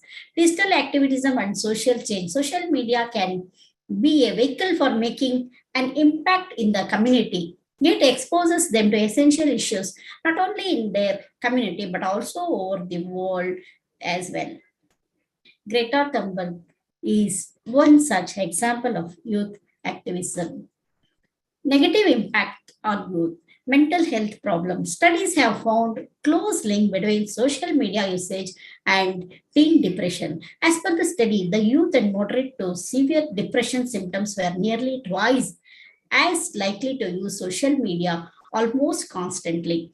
Teenagers on social media spend much of their time observing the lives and images of their peers. This leads to constant comparisons, which can damage self-esteem and body image, exacerbating the depression and anxiety among adolescents. Physical health problems. Overusage of social media has resulted in less time being spent on doing health, real world activities, sleep deprivation due to staying up late, continuous scrolling through their social media feeds, habit known as a vamping. Sleep disturbances. Late night social media use can disturb sleep patterns, leading to fatigue and reduced overall well-being. Body image issues. The emphasis on appearance and unrealistic beauty standards on social media can contribute to body image concerns and body dissatisfaction among young users. Privacy and safety concern. Youth may not always fully understand the implications of sharing personal information online, making them vulnerable to privacy breaches and potential dangers from strangers. Reinforcing prejudice. Social media allows reaffirmation of prejudice and the stereotypes they have about others. This is exacerbated by meeting like-minded people online, giving them a sense of community. For example, flat earth theory. Digital addiction. Some young people may develop addiction behavior related to social media, finding it difficult to disconnect and resulting in negative consequences for their well-being. Fear of missing out. The constant stream of updates on social media can create a fear of missing out on experiences, leading to stress and anxiety. Social relations. Adolescence is a key time for developing social skills. However, teens spend less time with their friends face to face. They have fewer opportunities to practice them. Tech addiction. Scientists have found that teen social media overuse creates stimulation pattern similar to the pattern created by other addictive behaviors. Cyberbullying or trolling. It has posed serious problem and have even led to cases of teenage suicides. Moreover, even teens who commit acts of cyberbullying are more likely to report substance use, aggression, and delinquent behaviors. Online child sex abuse and exploitation. Study in the USA found that nearly half of the American children surveyed indicate that they have been made to feel uncomfortable being bullied or had an interaction of sexual nature while online. In another study, it was found that 50% of the victims' online sexual exploitation are between the age of 12 to 15. A dedicated social media policy, holistic policy to regulate social media by creating accountability of social media platforms to not target youth as consumers or future consumers. This will make the algorithms more attuned towards adults rather than youth. Safeguards for inappropriate content. Platforms should be prohibited from recommending or amplifying certain content involving sexual violence or other adult material, including gambling or other dangerous abuse, exploitation, or only commercial content. Standards of ethical design. These standards will set forth principles for tech companies to prevent, avoid, discourage digital distraction, prioritize ethical human learning. Digital literacy. It is very important not to lose sight of the digital divide prevailing in India, especially in the education sector. A policy decision in the name of protecting youth should not result in the youth of underprivileged backgrounds losing out on opportunities for the future. Governance and regulations. Government regulations in the form of greater accountability of platforms for their content, data localization, third-party digital audits, strong data protections, etc.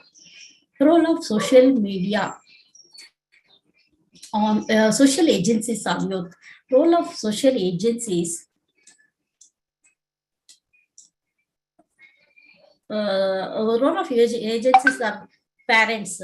Digital literacy education. Parents can educate their children about the responsibility and safe use of media, social media, including the importance, privacy settings, and online etiquette. Setting boundaries, establishing clear guidelines on the amount of time spent on social media and appropriate age restrictions can help ensure balanced usage.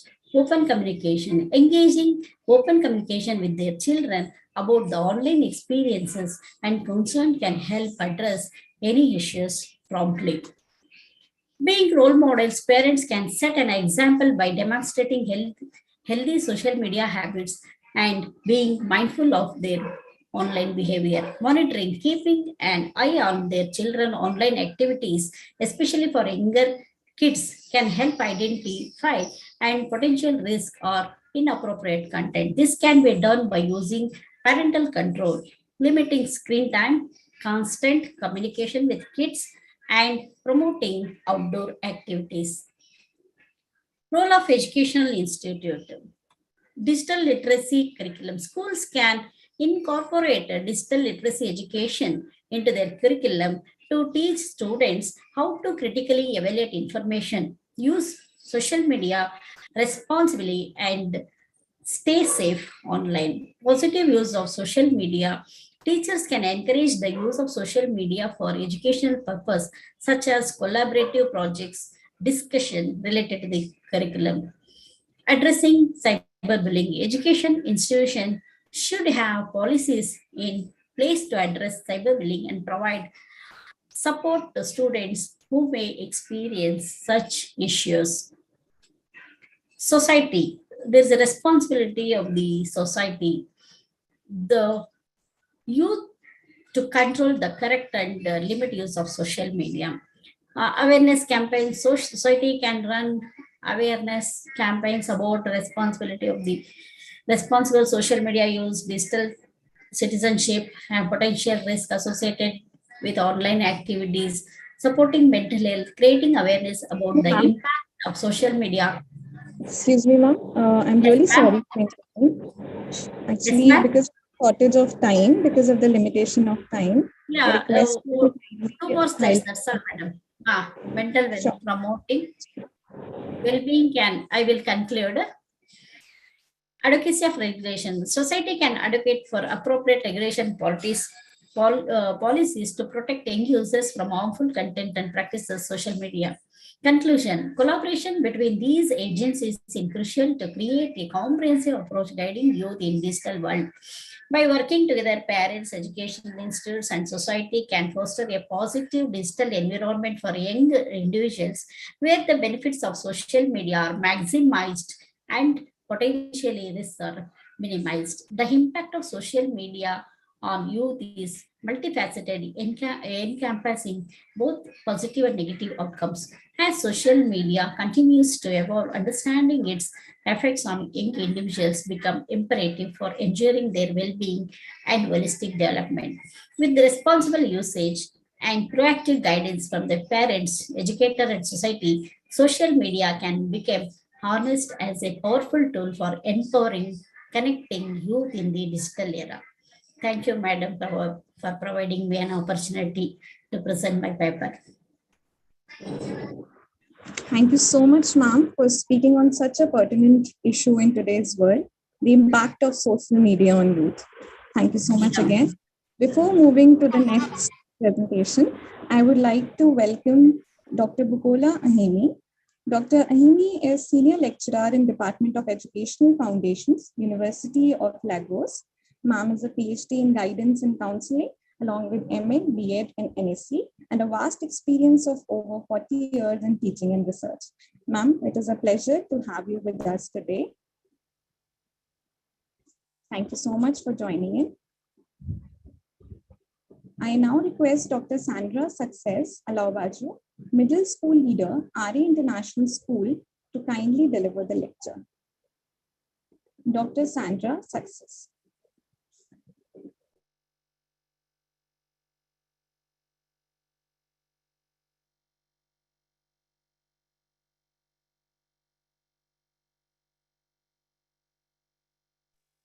Dr. Sandra. Okay, thank you. I was trying to get myself unmuted and also to turn on my video. Thank you very much for this opportunity. My name is Dr. Sandra Successola Obaju, and I'll be presenting my paper.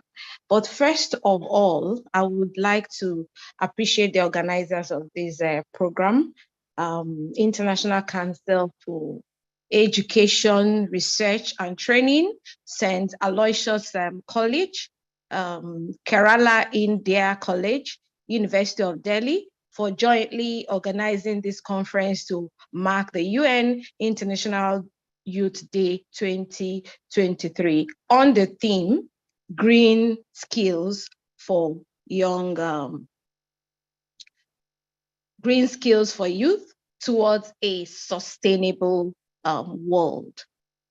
My topic is driving sustainable development, empowering youth as change agent. I would see if I can share my screen. But if I can't, then I'll go ahead. Okay, so again, my topic is driving sustainable development, empowering youth as change agents. Now, I would like to give a brief explanation of SDGs, just a brief one. Now, the global efforts to achieve development, as outlined by the United Nations Sustainable Development Goals, aim to address the urgent challenges that humans face. So these 17 goals, they are actually 17, they cover societal and environmental issues like hunger, climate issues, provision of water, potable and clean water, health, and all other things. So these goals, they strive to create a more fair, resilient and prosperous world by 2030. And we are almost there. So one crucial aspect of achieving these goals is recognizing that young people are agents of change and should be, as a matter of urgency, actively involved in the process. Now, today, the whole world is on a green, we call it a paradigm shift, on a green transition, moving towards green skills. And this shift towards an environmentally friendly world is very, very critical towards the achievement of the Sustainable Development Goals. Now, we're talking about youths and how they will be involved. One of the reasons is because the youth, young people aged between 15 and 24, make up like a quarter of our population. There are so many. And like we heard in the earlier keynote, one of the earlier keynote speakers that gave a statistics of the youth population in India, you can see that it is quite massive. Now, this vibrant group, I'll call them a vibrant group, they are dynamic. They possess qualities that make them, very influential contributors to sustainable development. Now, with their literacy skills, with their problem-solving skills, with their technological skills, and their creative thinking skills, now they have potential to bring fresh perspective into what we are trying to achieve. They also have innovative solutions. And I tell you, their enthusiasm is next to none. And this will help in the achievement of the SDG for the goals. Okay, they have the ability to take on green skills. Now, for the adult population, yes, it is quite possible for the aged population to also take on the green skill. But you will agree with me that these young ones have the ability to do it faster. Now, I must also say that we've also heard from the earlier speakers what these green skills are, which include technical skills, expertise, and abilities that will enable us use green technologies and in professional settings. They draw on a range of knowledge, values, and attitude to facilitate environmentally sustainable decision-making at work and in life generally. Now, although these green competencies are relevant for people of all ages, they are of greater importance for younger people who can contribute to the ecological transition over a longer period of time. Now, however, despite the impact of young people, they have lots of challenges in participation and in implementing the SDGs. There are obstacles, lack of quality education in some areas.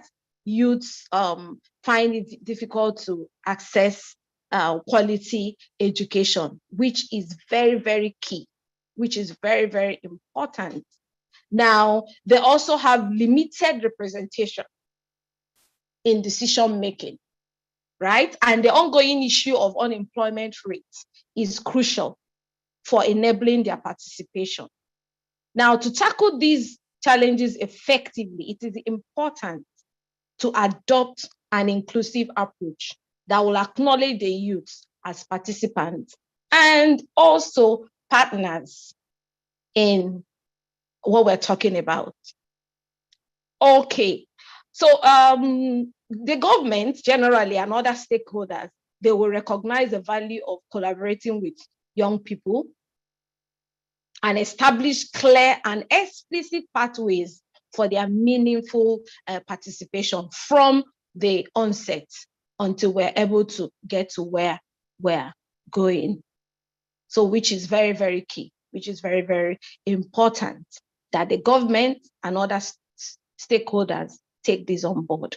Now, what are the role? What is the role of youth? What is their role? What do they have to offer? What are they going to bring to the table? Now, if countries are to succeed in achieving the SDGs, leaving no one behind along the way, now government must stick out an active and substantive engagement of young men and women. Engagement is very, very crucial from diverse backgrounds and ensure they are involved. Like I mentioned earlier, these young people are dynamic, they are visionary, they have transformative power to change the society. They have the energy, they have the drive to give us a better world. Now, these youths are catalysts and they're able to shape a brighter future for all through their passion and commitment. Is very, very important. Now, participation from young people is essential, very, very essential. They have the energy, they have the creativity, they are powerful agents of change, they have the technological expertise. Now, in this age of technology, they are able to take it on board and use it to create diverse things and changes. Then the overall success of the SDG depends on them. Now, I want to talk about the fact that they are critical thinkers. Part of being young involves making sense of personal experiences and asking questions about the world around us. They have that inquiry mind. They have the capacity to identify and challenge existing structures and barriers. They crave for change. They want to change the norm. And you know that this is what will bring about the achievement of these goals. Again, young people are change makers. They have the power to act and mobilize others. They have the power to shake and move things, unlike the adult population. Youth activism is on the rise all over Sorry the to world. interrupt you. I request you to kindly limit yourself because of time foundations. Okay, thank Thank you. Okay, so I was just mentioned briefly, they are change makers, they are innovators, they bring in new things, they build new things, they are communicators. They are communicators, and these are key skills that are needed. They are leaders. Now, there are various steps that could be used. The strategies to empower them, encourage them in leadership roles, provide funds for them to build new things. If they want to build new things that will change the climate, they will be given that support. Provide skill building opportunities, amplify their voices, create safe and enabling environment for them. We need to allow them to speak out and give their own initiatives, and should not be relegated or shut down. Empowering these youths will make them to be more innovative, and it will foster a positive change and ensure a brighter future. Now, these youths can lead projects. There are projects in my locality that youths are bringing on board to harness the solar energy in my area, in my community. Some of them are also working on providing portable drinking, ensuring access to drinking water. These are things that youth can do, but they all need the support. Government, stakeholders, and everyone who is involved in this should give them the opportunity. Community gardens, recycling programs, a whole lot of cleaner energy sources. These are things that youth, they want to bring on board to help the planet, And this project provide young people a chance to assume leadership roles and become involved in their communities. Quickly, the barriers. While young participation in SDG implementation is essential, it has lots of problems. There are lots of problems: discrimination, low employment, lack of educational opportunity, and a lot more. So we need to remove these barriers. Removal of these barriers is very, very essential if we must empower these young people. Young people may be dissuaded from becoming involved due to lack of funds, due to lack of opportunity. But to guarantee their meaningful participation, we must make it essential that these obstacles are removed. In conclusion, in order to propel sustainable development, youth empowerment as change agents is crucial. Innovative ideas and meaningful change may result from youth-led projects, but these challenges, bottlenecks, need to be taken off. So if we put our resources and faith in today's young people, I believe that we can build a brighter future for everyone. Thank you very much for giving me this opportunity. Thank you so much, Dr. Sandra, for enlightening us on how youth can be empowered to achieve sustainable development goals.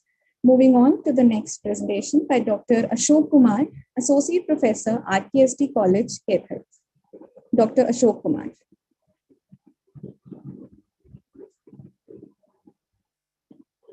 I think we don't have Dr. Ashok Kumar here. I move on to the next presenter, Dr. Jilsa T.N., Assistant Professor, Calicut University Teacher Education Center. Dr. Jilsa T.N. Okay, Dr. Ashok Kumar. Can you hear me, sir?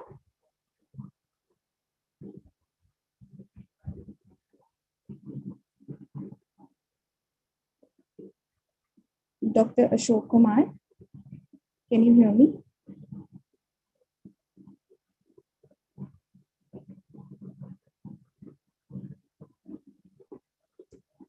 Dr. Jilsa.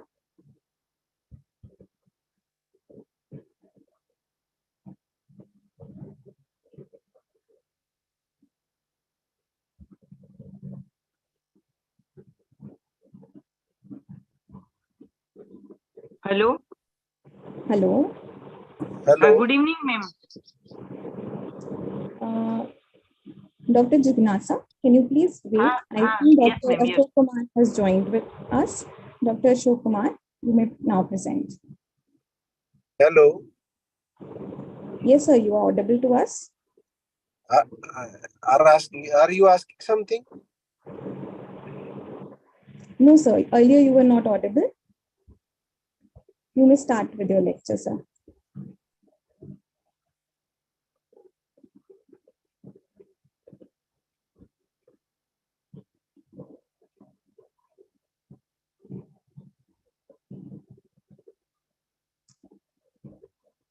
Dr. Ashok Kumar.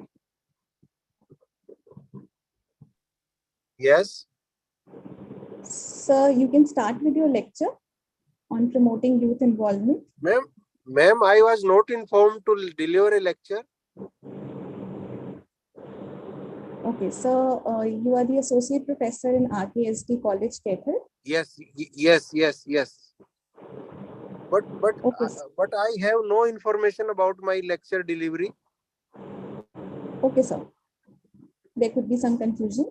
I now move on to our next lecture by Dr. Jilsa TN, Assistant Professor, Calicut University, Teacher Education Center. Are you here, Dr. Jilsa?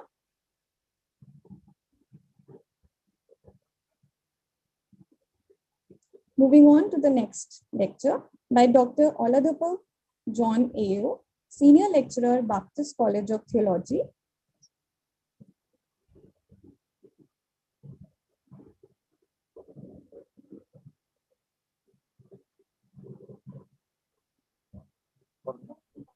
Thank you, ma'am, for giving such a wonderful opportunity. And good evening, respected delegates and dear participants. I am Dr. Jilsa TN, Assistant Professor in Mathematics Education, Calicut University Teacher Education Center, Chalakudi, Kerala. First of all, happy International Youth Day wishes to all. And now my topic is impact of anxiety disorders on young generation. Now, anxiety disorders are the most common mental illness in India, affecting 40 million adults. That is 18% of the population, yet only 36.9% of those people receive treatment. Anxiety disorders can be debilitating and have a negative impact on all areas of life, including work, school, and personal relationships. In India, urban communities had higher prevalence rate than rural communities. Anxiety is normal. We know that. Yes, occasional feelings of anxiety are normal even in the childhood. For example, a child may feel anxious about an approaching a test at school.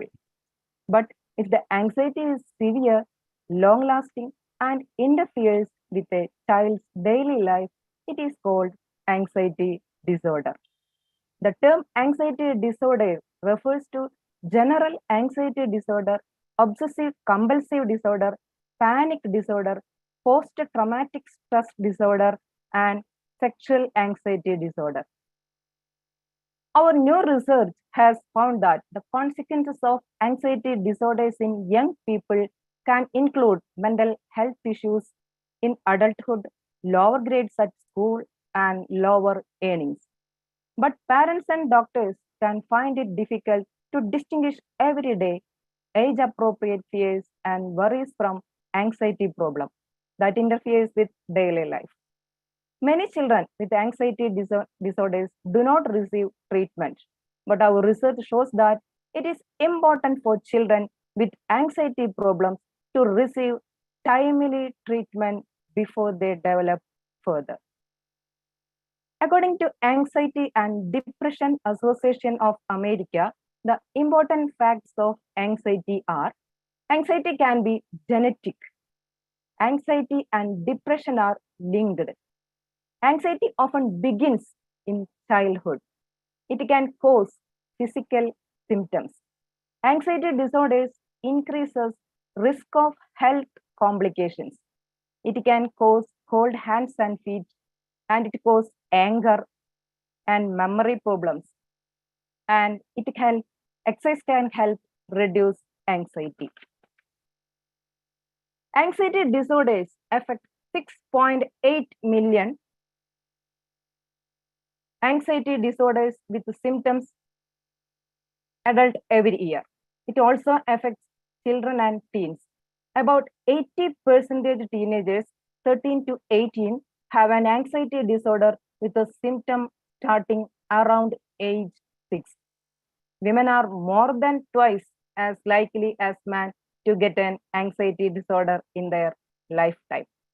An anxiety disorder may lead to social isolation and clinical depression and can impair a person's ability to work, study, and do routine activities. Okay.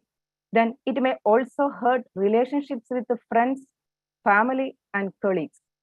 It's common for depression and anxiety to happen at the same time. Chronic anxiety can lead to serious mental health problems like depression, substances uses, and even suicide. It can interfere with the ability to focus and learn, causing school problems that can have lifelong impact. The exact cause of anxiety disorders are not known. Scientists believe that biological factors, family background, and life experiences are involved, and we can't live out stress. Even the stress of positive events, such as buying a new house or getting married, can trigger symptoms in those who are disposed to anxiety disorders. The key impacts of anxiety disorders on the young generation. The first one, mental and emotional health. We know that anxiety disorders leads to excessive worry, fear, and nervousness. It leads to the feelings of helplessness, hopelessness, and diminished sense of self-esteem. And next one, academic performance. Anxiety disorders lead to difficulties in school and decline of academic performance. And next, social relationships. Example, social anxiety. It leads to the young individual's ability to form, maintain relationships with peer group. And next one, physical health. Anxiety can have physical manifestations such as headaches, stomach aches, muscle tension, and fatigue. This leads to a negative impact on the overall health of young individuals. Without health, we can't live. And next, substance abuse. Some young people may turn to drugs or alcohol. It is a way to cope up their anxiety disorders. And next, risk of other mental health disorders. Untreated anxiety disorders can increase the risk of developing other mental health conditions such as depression or other anxiety-related disorders. And next, impact on daily life. It significantly disrupts a young person's daily life, leading to difficulties in performing everyday tasks and responsibilities. And next, very important, career and employment. Anxiety can affect career choices and job performance. It may lead to avoidance of certain job opportunities or challenges in dealing with workplace stress. And next, that very important factor, financial burden. Treating anxiety disorders often requires professional help, and this can be financially burdensome for young individuals and their families. And last one, long-term consequences. If left untreated, the anxiety disorders in young people can have long-term consequences affecting their overall quality of life well into adulthood. So I suggest some tips for reducing our anxiety disorders. Control our worry. And learn ways to relax. And very important one, exercise regularly. Then get plenty of sleep. In this life, we didn't get right level of sleep. So get plenty of sleep. Do not abuse alcohol or drugs. To reduce anxiety disorders, it's not solution, the use of alcohol or drugs. So avoid alcohol or drugs. And next, avoid caffeine. Challenge negative thoughts. We have to face challenges, the new challenges in our life. It will be reduce our anxiety. And next, establish a routine. And last one, yoga and meditation. It's very good for reducing anxiety and disorders. Remember that managing anxiety is a continuous process, and what works for one person may not work for another. It is essential to find the techniques and strategies that best suit you and your situation. Be patient with yourself and practice self-compassion as you work towards managing your anxiety. Now, I conclude that it is very important that anxiety disorders are treatable conditions, and seeking professional help early on can significantly improve outcomes and help young individuals lead healthier, more fulfilling lives. If you or someone you know is struggle with anxiety, it is essential to reach out to a mental health professional for proper assessment and support. And now I wishing to you a happy life without anxiety disorders.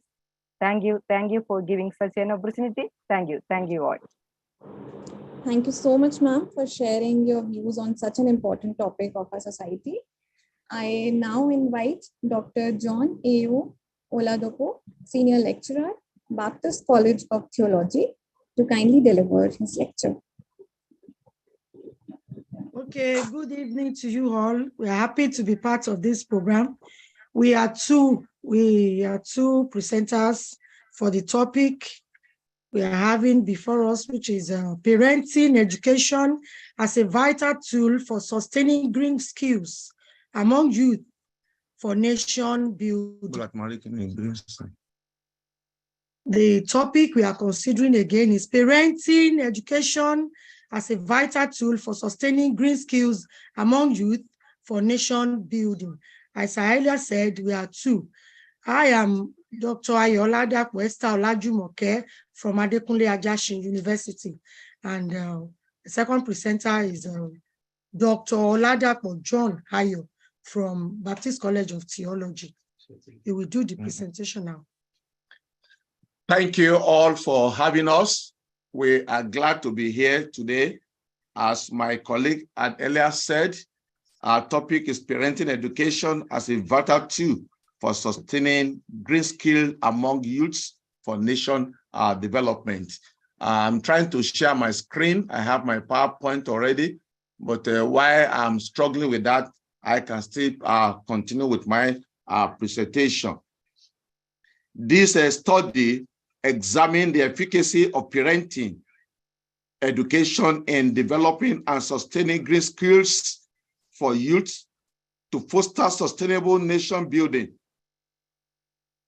Parenting education provides a platform that individual youth can use to acquire green skills with the right attitude, knowledge, and values necessary for workforce in a knowledge economy to build a sustainable nation in the contemporary time in which we are. The contemporary times, parental education inculcates diverse range of home training and skills development in youth, enabling them to express self-capabilities to drive sustainability, innovation, and green economy for nation building. This is possible because many youth spend most of their formative years within the family setting. Therefore, parenting education plays an important role in contributing to the development of brain skills acquisition among youth and producing competent youth among many ethical and sociological menaces such as courtesy, corruption, examination malpractices, sexual immorality, promiscuity, hooliganism, impersonation, financial fraud, money ritual, and host of other ethical, sociological problems that threatens nation building. In the contemporary time, it was discovered that parents need to set an excellent example for their youths so as for them to have and adopt brain skill styles. Now, in continuation, in reality, culture and mindset change will progress towards green technology and practice. Small changes we make today we have a significant impact in the future of these young ones. Therefore, this paper examines the place of parenting education in youth acquisition of green skills towards sustainable nation building. The study employed a descriptive method of harnessing the discourse. The study investigates practical ways through which parenting education can be utilized to achieve green skills among youth. Let me go to our discussions proper in this. The value of parenting education towards youth green skills acquisition lies in improving the ability to recognize the concept of behaviors related to environmental protection and conversation through non-formal learning. Youth are defined as those between the ages of 18 and above, and even those who have are married, because in Africa, a person remains a youth for the parent as long as they are alive. Parenting is a form of teaching. Good teaching cannot be a bridge to techniques. Good teaching originates from integrity and identity of teacher. Parents as teachers play a role in producing skilled labor with green skills in the youth. In their youth. This study aims to examine the impact of parental education in instilling and shaping green skills in youth and encouraging positive behavior in society, economy, and environment in light of increasing violence among youth, such as courtesan, bribery, and the like. This paper employed the descriptive research method as earlier mentioned. Now, parenting education, according to scholars, defines as training and developing the knowledge, skills, character, and mindset that parent provides. Parent education is a systematic activities implemented by professionals to assist parents accomplishing specific goals or outcomes in their children. Parent education also impacts appropriate knowledge and skills to parents to improve parental responsibilities. Green skills has earlier been mentioned by several authors and scholars in this presentation today. Then when we talk about parents providing green skills in their children to achieve nation building, we are talking about involving their children to have and to form moral skills that can help them to have a developmental skill so as to be available and be functioning in wherever they find themselves in their place of work.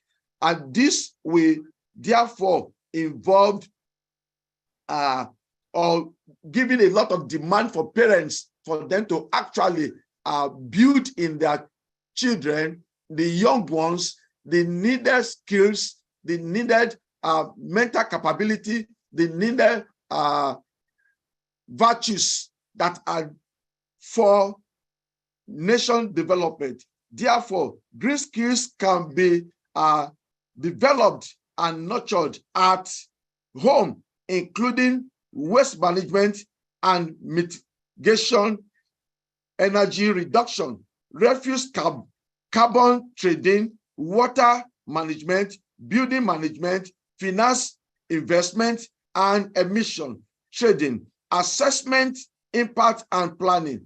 Also, ICT as genetic green skill can be developed in the home. ICT is one of the generic green skills in technology industries, shaping green skills for youth towards nation building. The development and implementation of green skills at home level requires education. Parents who are knowledgeable, skilled, and confident will shape more stable and competent youth to secure their future and build a greener society and nation. Green skill must be core model and integrated into the values of family. Therefore, it is very convenient for parents for green skills, technology, and behavior to be fostered early in the home through parenting education before youth move into the society. According to Hallman, one of the most crucial things adults can do is to model the kind of person they would like them to be in future. Parents must set a positive example for the youth in the face of life, in the facets of life. Building a nation for good, building a nation is undoubtedly interconnected to other factors, which include change in mindset, development of right virtues and approach to life. Implementing green skills in the home will reduce energy consumption that cannot be reused and refused. Green skill implementation can improve the quality of growth and strength, food security, water, and energy, while reducing environmental risk and ecological destruction. The value to be added in green skill is love, which encompasses the following: doing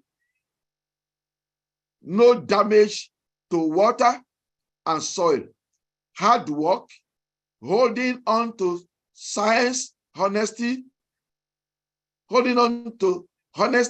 and mutual assistance, unity and trustworthiness, law-abiding, despite the turmoil, and being disciplined and understanding the simple life and striving for it. It is desirable and necessary to instill in youth the green virtues of respect, love, honesty, hard work, courage, forbearance and forgiveness, affinity and support, thankfulness, tolerance, integrity, and the like. In conclusion, I will now invite my colleague to handle the concluding part of the presentation. Conclusion. The application of green skills in homes through the agency of parenting education is required for sustainable development. Parents need to set an excellent example for their youth so that they will be compelled to adopt green lifestyle development. Green lifestyle changes. In reality, culture and mindset change will progress towards green technology and practice. Small changes we make today will have a significant impact in the future. Parenting education is a crucial requirement for raising transformation agents and nurturing green-skilled youth for a greener society and nation. Thus, like banking, parenting requires deposits before withdrawals may be made. In the 21st century, bringing up green-skilled youth is possible. Charles Swindoll opines, every day of our lives, we keep deposits in the memory banks of our children. Let our parents fulfill their responsibilities fully by inculcating green skills, knowledge, and behavior in their youth. Thanks for listening. We appreciate you for listening. Thank you so much, sir, for enlightening us on parenting education as a tool for nation building. Next in the series is the lecture by Dr. Jignasa Been Kantilal Chavda, Assistant Professor, SMT JJ Kundalia, Graduate Teachers College, Rajkot. It is a humble request to all the presenters to kindly stick to the time limit. Okay, good evening to all. I share my paper on screen.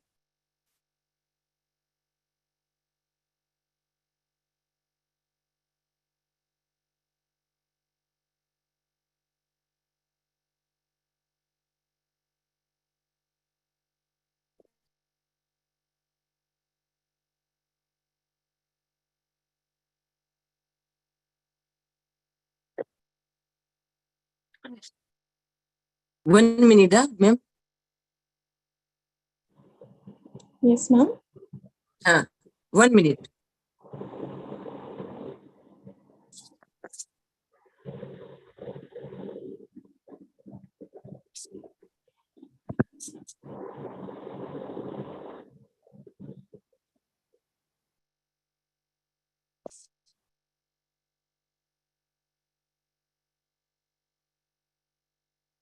Abstract. Mental health develops the whole personality of the youth. Every young person has experiences, desires, interest, etc. Some of these are inherited, some and onward. Apart from physical, mental, emotional, and social development, other types of developments are accepted for all our development of youth.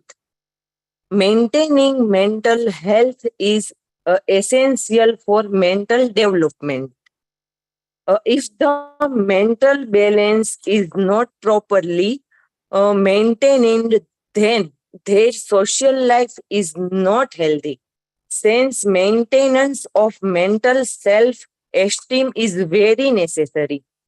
Mental health is an accurate adaptation to the environment on the role of reality. Mental health is the ability to face and accept the emotions, desires, and reality of daily life. A complete and harmonious functioning of the youth can be called mental health. Therefore, this article presents a presentation about the formation of mental health of youth and the role of home, school, and society of its background. The current time in the time of empowerment of the youth.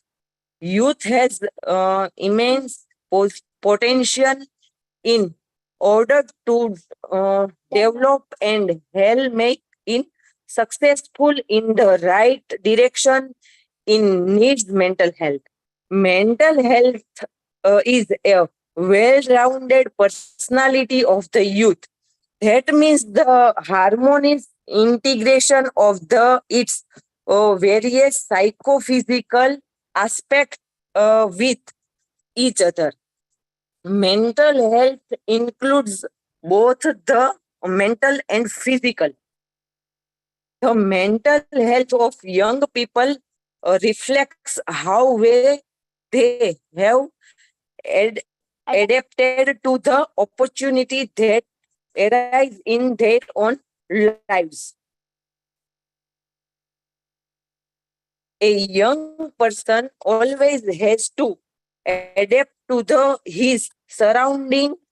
Mental health is the characteristics of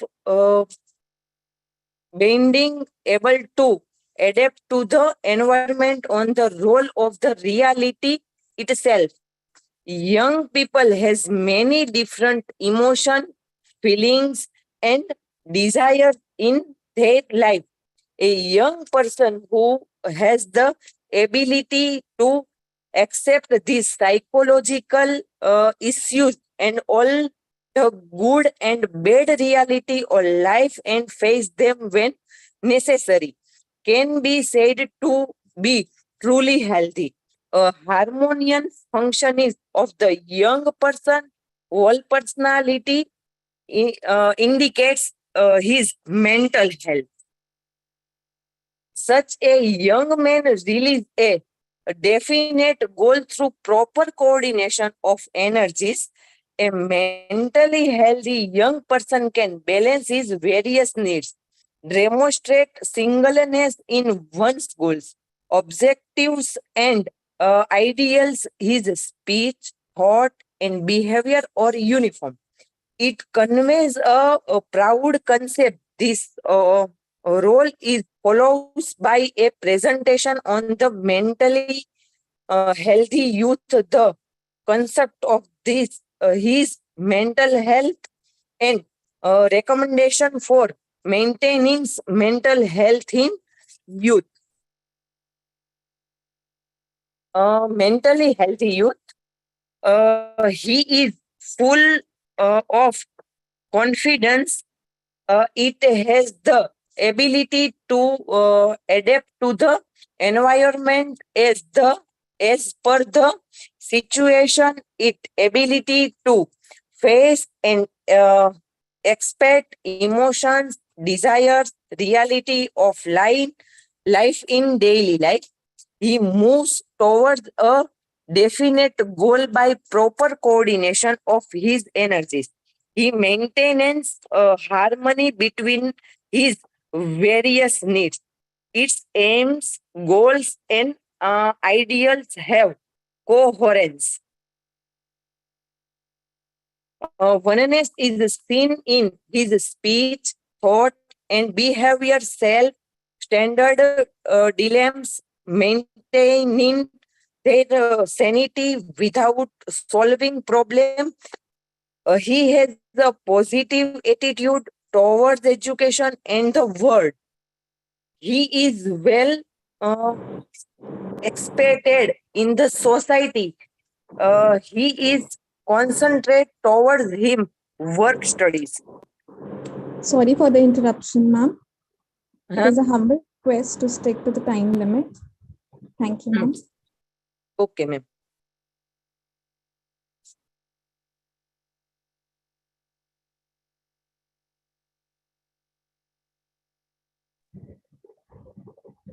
One minute, ma'am. Conclusion. how mentally healthy the youth is can be deduced from their behavior. That is, it can be that known that the level of his mental health is low or limited. In this view, if the role of inheritance and environment, home, school, society, etc., mental health is understood, these three institutions can give proper direction to the mental health of the youth. So the youth of the nation can take steps in the development of the nation by maintaining mental health. Thank you. Thank you so much, ma'am, for sharing your valuable thoughts with us. We have next a presentation by Ms. Vijini M. Sangma, PhD Research Scholar, Annamalai University, Tamil Nadu.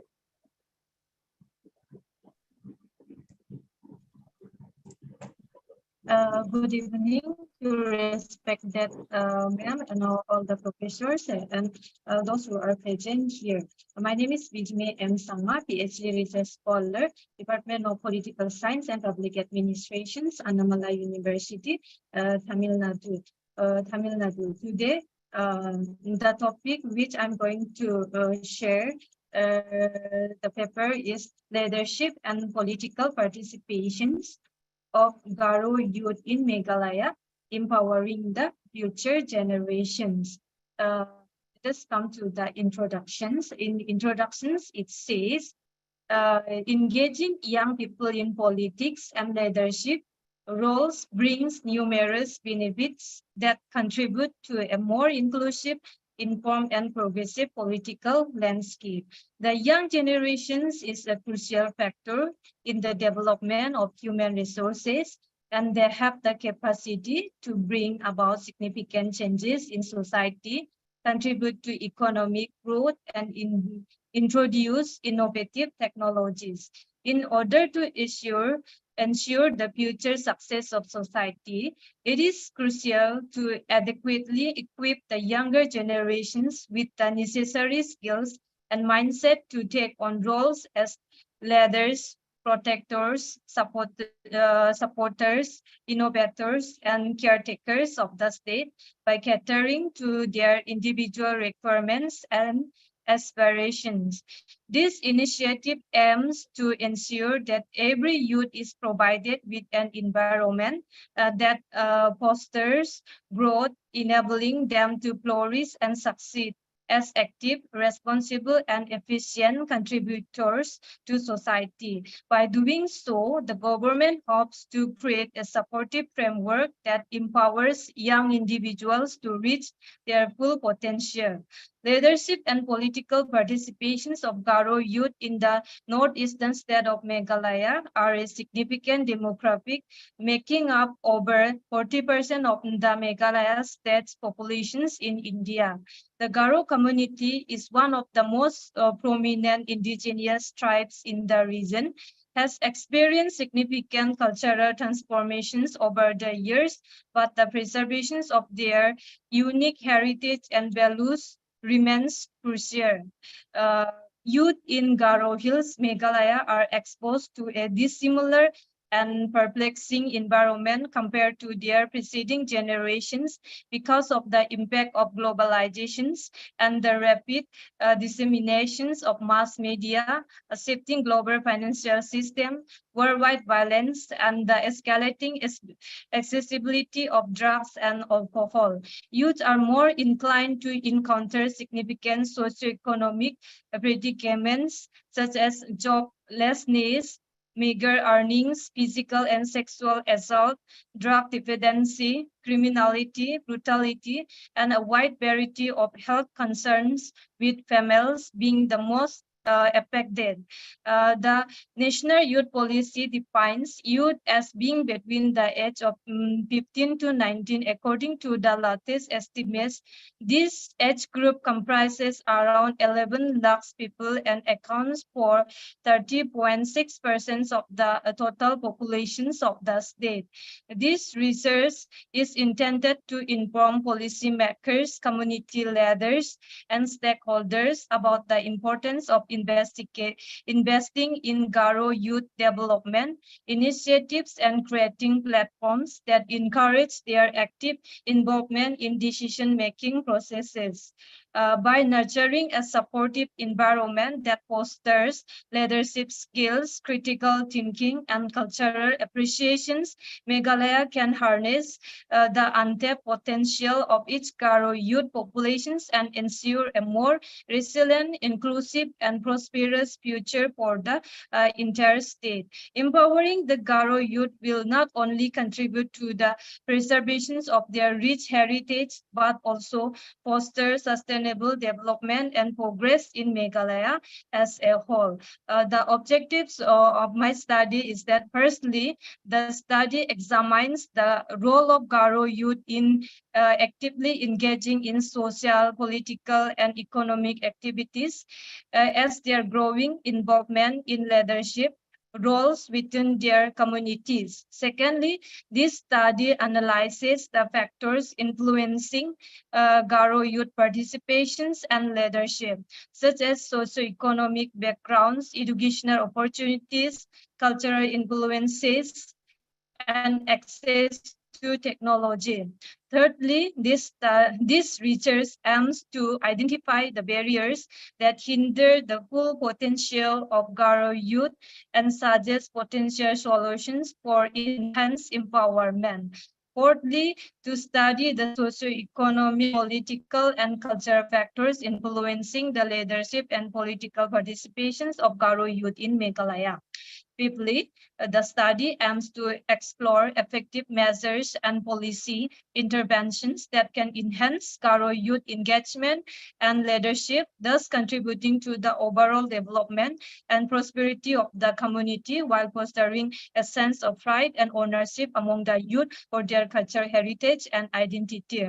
The limitations of this study is that the limitations of the present study is that it focuses only on youth political participations in Garo Hills of the state of Meghalaya. The methodology which I adopted is this is descriptive, analytical, and qualitative method. The study is based on secondary sources such as magazines, books, articles, newspapers, and online resources related to the topic. Garo Hills remain one of the state's most backward regions behind the rest of the nations. Today, the Garo Hills lacks a conducive socioeconomic environment for overall growth. The region's demographic picture, economic conditions, political positions, cultural status, and social atmosphere have all evolved swiftly and grown more complicated. The problem at hand revolves around the underrepresentations of Garo youth in decision-making processes, community development initiatives, and leadership roles. A myriad of factors contributes to this issue, hindering the growth and progress of the community. And each young members, the lack of Garo youth in political spheres results in inadequate representations of their interests and concerns. As a result, policies and initiatives that directly affect their lives are formulated without their active input leading to potential disconnect and discontentment among the youth. Some of the guiding principles of youth policy are representations and inclusivity, civic educations and awareness, youth-driven policy priorities, social justice and advocacy, political innovations and fresh ideas, increased voter engagement, leadership and skill development, intergenerational bridge building, promoting long-term vision, building trust in political institutions, Garo youth political participations and leadership. Garo youth political participations and leadership.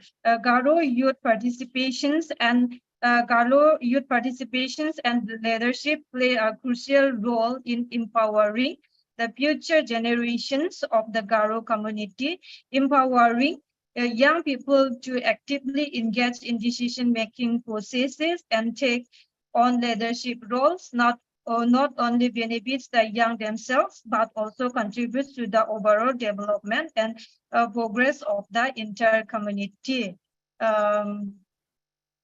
Percentage of Garo youth populations in Meghalaya according to 2011 census. Overall in Meghalaya, youth populations is 20.60%, and district, when it comes to district wise in West Garo Hills, it was 20.39%, and East Garo Hills district is 20.54%, and South Garo Hills is 19.84%. At the district level, East Garo Hills boasts the largest proportions of young people amounting to a staggering 2,054%, while South Garo Hills has the lowest share with only 19.84%.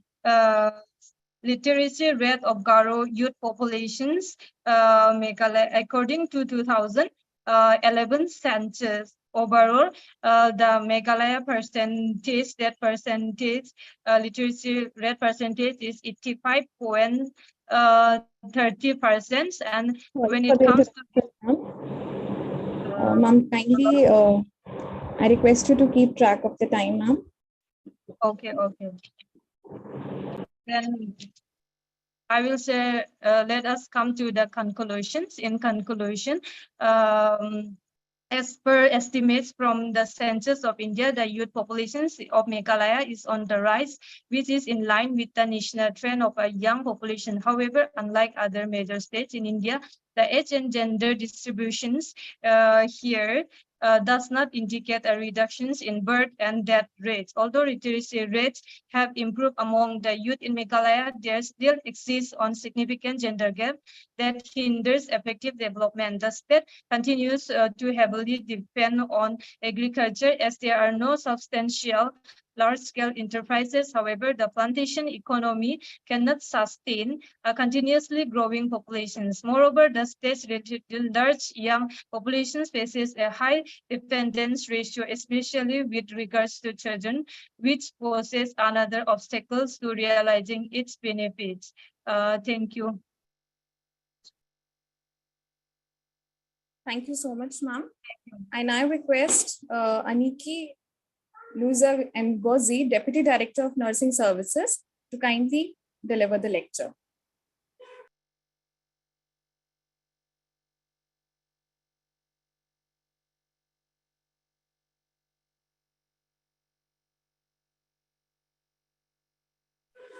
I hope I am audible.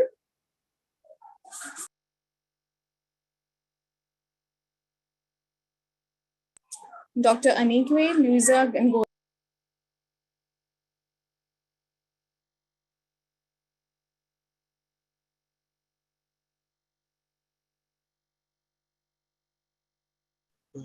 Hello. Hello, are you hearing me now? Hello, are you hearing me now? Hello? Okay, my name is Aniekwe. Can you go ahead? Okay, my name is Aniekwe Luisa Ngozi, and my topic is teenagers' social aptitude for managing behavioral disorder in Wadata community of Makurdi, Benue State, Nigeria.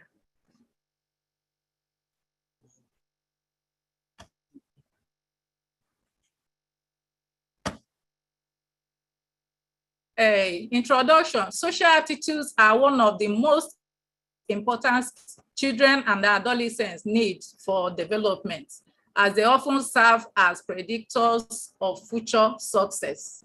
Social skills have also been linked to job success, independence, and emotional well-being.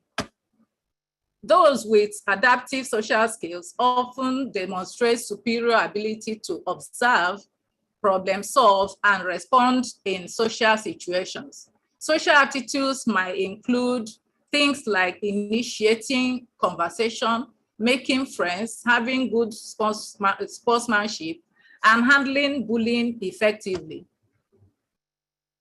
Definitions. Social attitudes or skills have been defined as the ability to express feelings or to communicate interests and desires to others, Sang 2003. The ability to express both positive and negative feelings in interpersonal context without suffering consequent loss of social reinforcement, Sejin 2003. Social attitude, therefore, are behaviors that help people communicate emotions and needs accurately in order to achieve interpersonal goals. It is the common consensus that social skills is this behavior that enables people to interact with other people in a way that is both appropriate and effective within the norms of society, Sejin 2000. To achieve effectiveness, the actor's behavior needs to conform to social norms, values, or expectations, and not to be viewed negatively by others so as to attain their intended goals, Sejin 2003. Successful fulfillment of appropriateness and the effectiveness criteria requires complex coordination of different mental and physical abilities available in an individual in a specific interpersonal situation. Any deficit or disruption in the process may affect the outcome of social skill or social or competence, which may lead to anxiety, frustration, aggression, peer rejection, loneliness, social dissatisfaction, academic failure, school dropout, contact with legal system, substance abuse, and difficulty maintaining employment and relationship of the individual, 2006.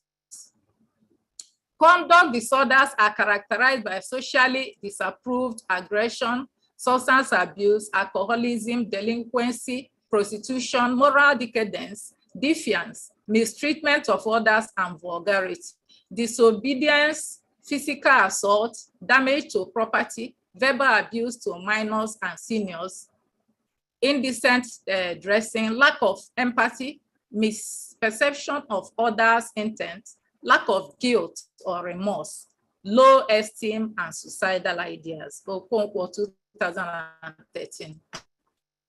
Factors predisposing to adolescent conduct disorder include negative parental influences, ECOM 2014, environmental factors, Holmes 2001, bad peer group influences, Gideon 2009, as well as adverse condition of living such as poverty, Valgind and Whitburn 2007, UNICEF 2008.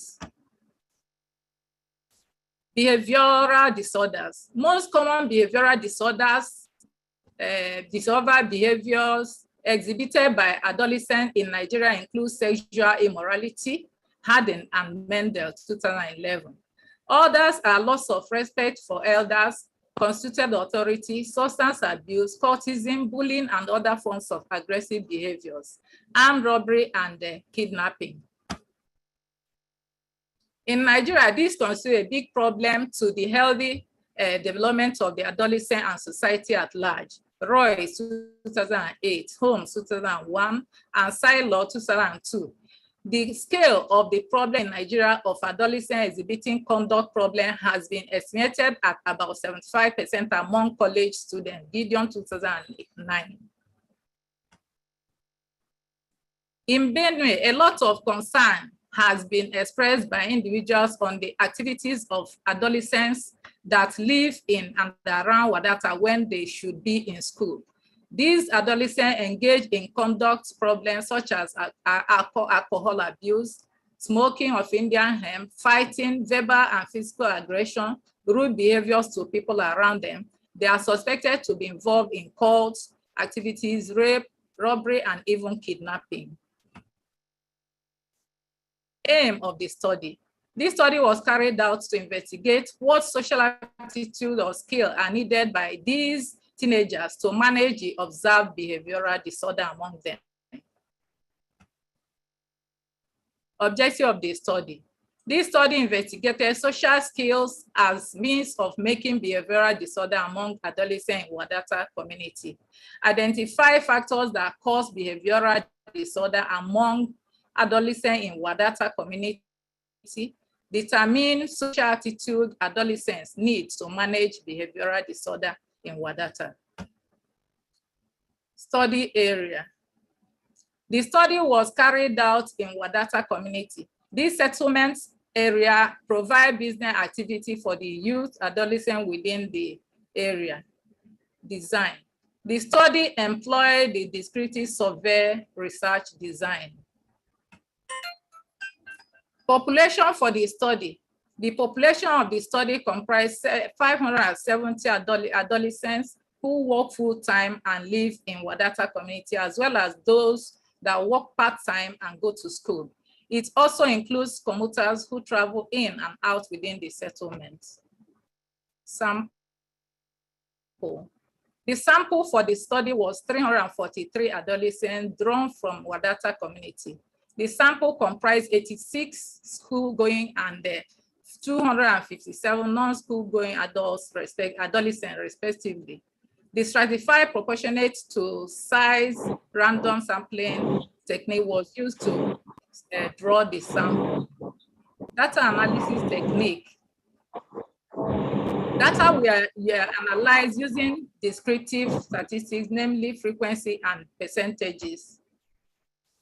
Sorry for the interruption, ma'am. I request you to just stick to the time limit. It's a humble request, ma'am. The result for the factors predisposing. 71% agreed to bad friends. Lack of formal education was 88%. Lack of home training was 85%. Poverty was 83%. Lack of good mentorship was 86%. And drinking of alcohol was 84% agreed. The finding that lack of formal education is a potent factor in the cause of conduct disorder among teenagers rhymes with the views that as agents of child specialization serve as an extension of potential authority for continuation of enforcement of both parental and society acceptable norms of behavior for the child. Kembe 2005, Okonkwo 2003. Objective 1 continues. This implies that the adolescents who do not attend school and hence lack formal education do not have access to the control function of school against conduct disorder behaviors in terms of lack of good mentorship and lack of home training. Mentorship for adolescents take place at home and to some extent at school. Catherine 2012 poses that it is the duty of the parents to mentor adolescents to become great future leaders. The implication is that when parents fail to provide good mentorship and guidance, adolescents tend to become wayward.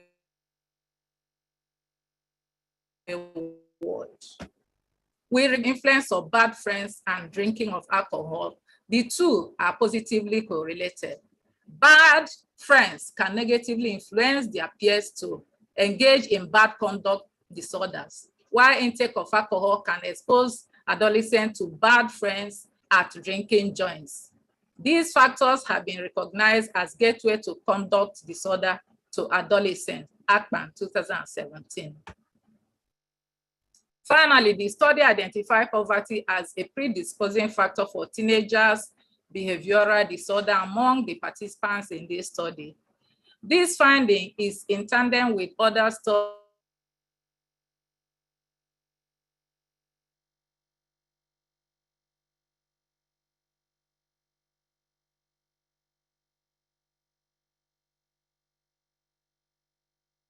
pets engage in out-of-school business activities. Result number 2, social skill needed by adolescents to curtail conduct disorder. There are 14 items here, and one is talk less, listen more, and it has 74% agreed. Understanding one's point of view and emotions, 98% agreed. Understand others' viewpoints and make them feel happy, 89% agreed. Ask polite questions to clarify issues when not understood, 62% agreed. Parental good mentorship, 97%. Honesty and sincerity, 57%. Know your rights and respect rights of others, 70%. Give respect to human dignity, 76% agreed. Acknowledge individual worth, 82%. Obey rules and laws of the society, 67% agreed. Obey constituted authority, 63%. Show respect to elderly people in the society, 58%. Patience and calmness in all ideals, 90%. Exhibiting good temperament, 91% agreed. The second objective investigated what social skills are needed by adolescents to curtail behavioral disorder among teenagers in Wadata community. The findings revealed a total of 14 such skills. The top 5 skills agreed by the adolescent to be vital in managing behavioral disorders among them in order of ranking. Parental good mentorship, exhibiting good situation, acknowledge individual worth, and ask polite questions to clarify issues when used. While it has been found that lack of home training, lack of mentorship contribute to exhibiting of conduct disorder by teenagers, the reverse is that good parental mentoring will curb the disorder. This finding is in tandem with that of Ohugo 2003 and Ofielu 2011. The other 4 of the top 5 skills agreed to the participants are interpersonal skills that requires emotional control and respect for others. Based on and this is the conclusion, based on the findings of this study, it is concluded that good parental mentorship is a potential social skill that is needed to curb behavioral disorders among teenagers. This means that proper parental mentoring and upbringing of children have potential to help adolescents to achieve good social skills, which lead to actualization of dreams of being good, of a good citizenship in their adulthood. Provision of social skills such as good mentorship, honesty, respect to constituted authority, among others, will help adolescents to curtail the conduct problem among them.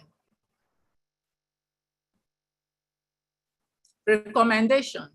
Social skills training should be provided for these teenagers by the relevant authorities to enable them establish businesses of their own or be gainfully employed in businesses in conducive environments.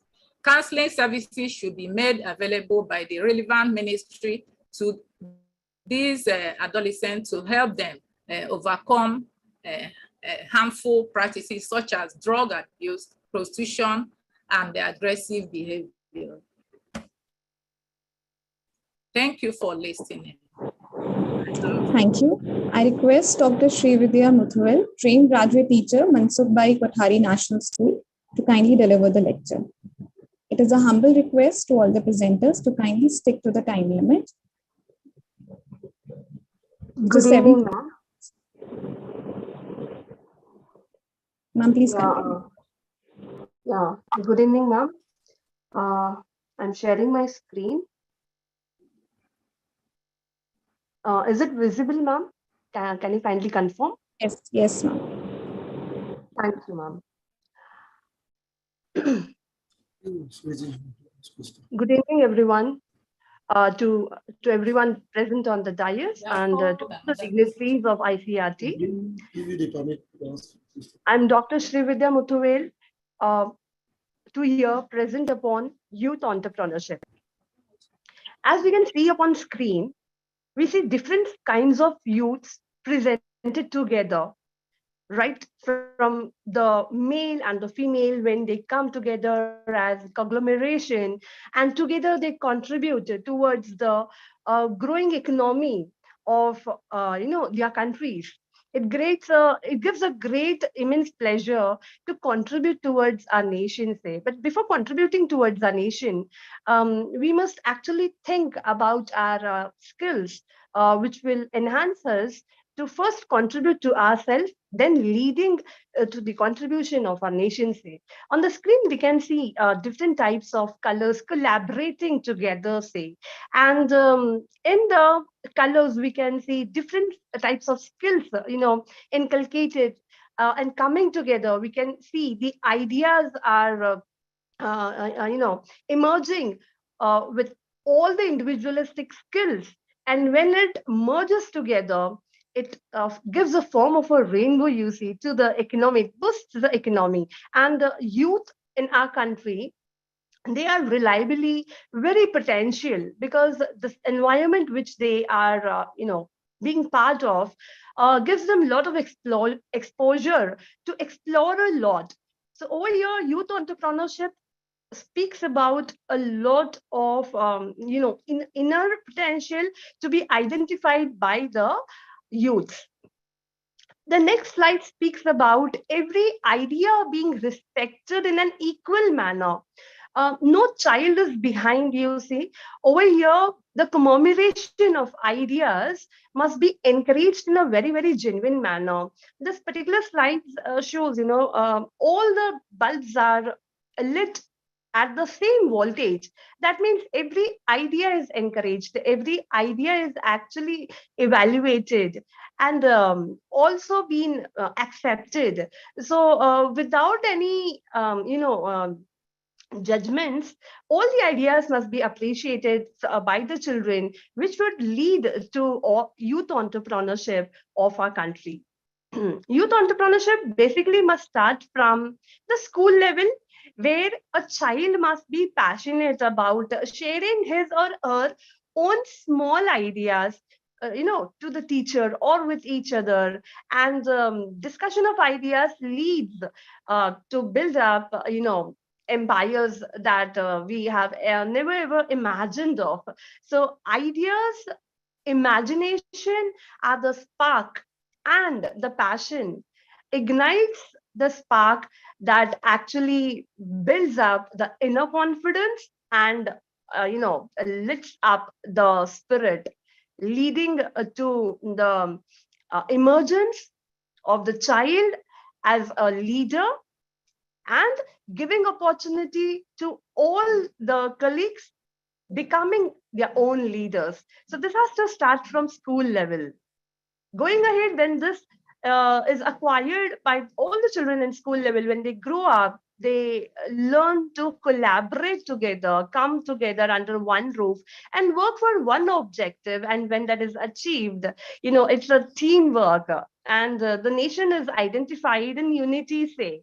Everyone contributes towards the economy of the nation. So when our children are encouraged to think collectively, obviously, we all are successful at a moment. So this picture speaks a volume, shows self-confidence, shows how youth can change our nation and our society. Yeah.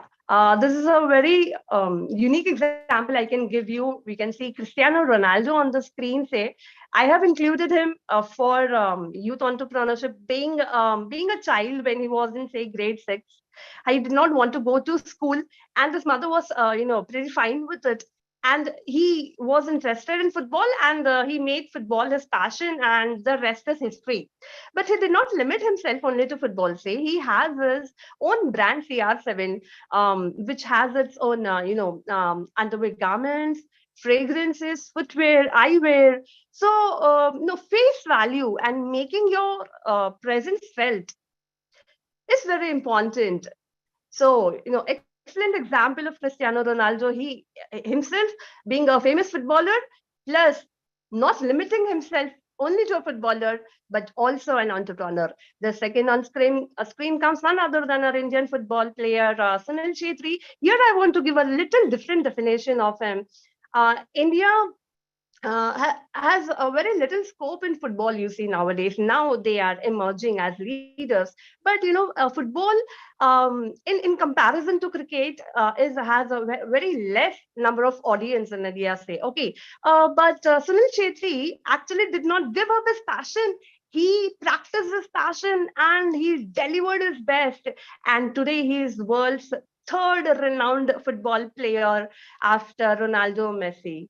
So this is creating demand in the market and not giving up to the demands to the market, always. So creating a demand, reflects youth entrepreneurship. So here I conclude my presentation, and I thank ICERT, team ICERT, and all the dignitaries for giving me their valuable time. Thank you so much. Thank you so much, ma'am, for your enlightening views on youth entrepreneurship. And the next presentation is by Mrs. Shilpa N., Research Scholar, Department of Education, Kuwempu University, Karnataka. Mrs. Shilpa N.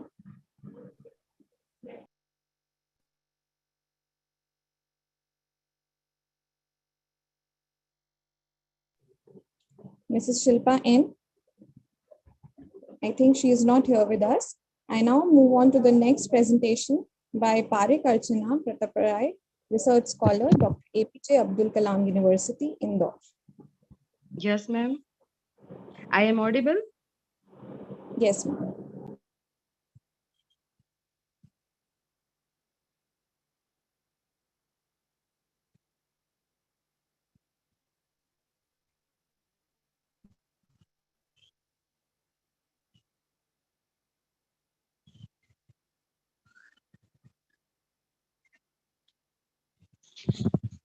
Myself, Parekh Archana. My topic is need of value education in India.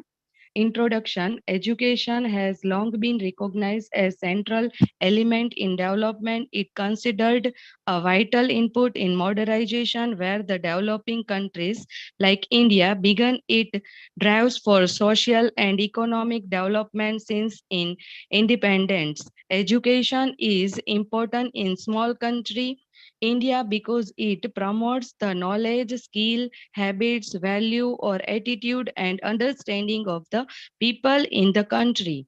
And it is also considered that the backbone of the development of India, therefore greater concert and emphasis must be put into the means and way by which education transfer the need knowledge and information student and children.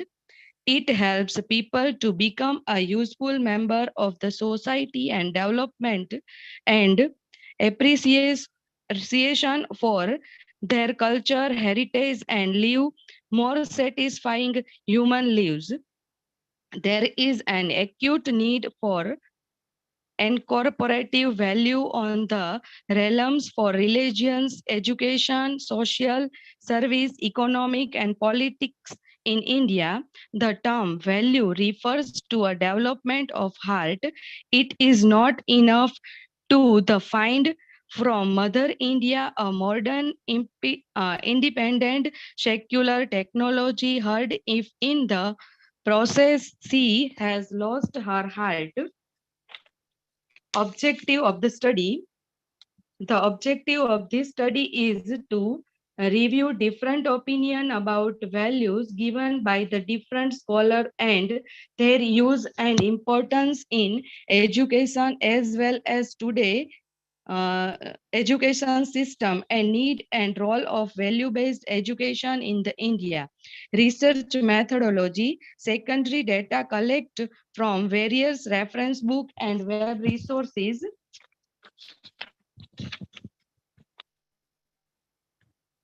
Definition of value. What is a value? Value is one by which man lives for which they are willing to sacrifice comforts, facilities, and even lives to preserve their values, describing the dominant characters of the Raghukul. Tulsidas writes, Raghukul Reet Sada Chali Ai, Pran Jaye Par Vachan Na Jaye. There is the highest value according to Indian philosophy.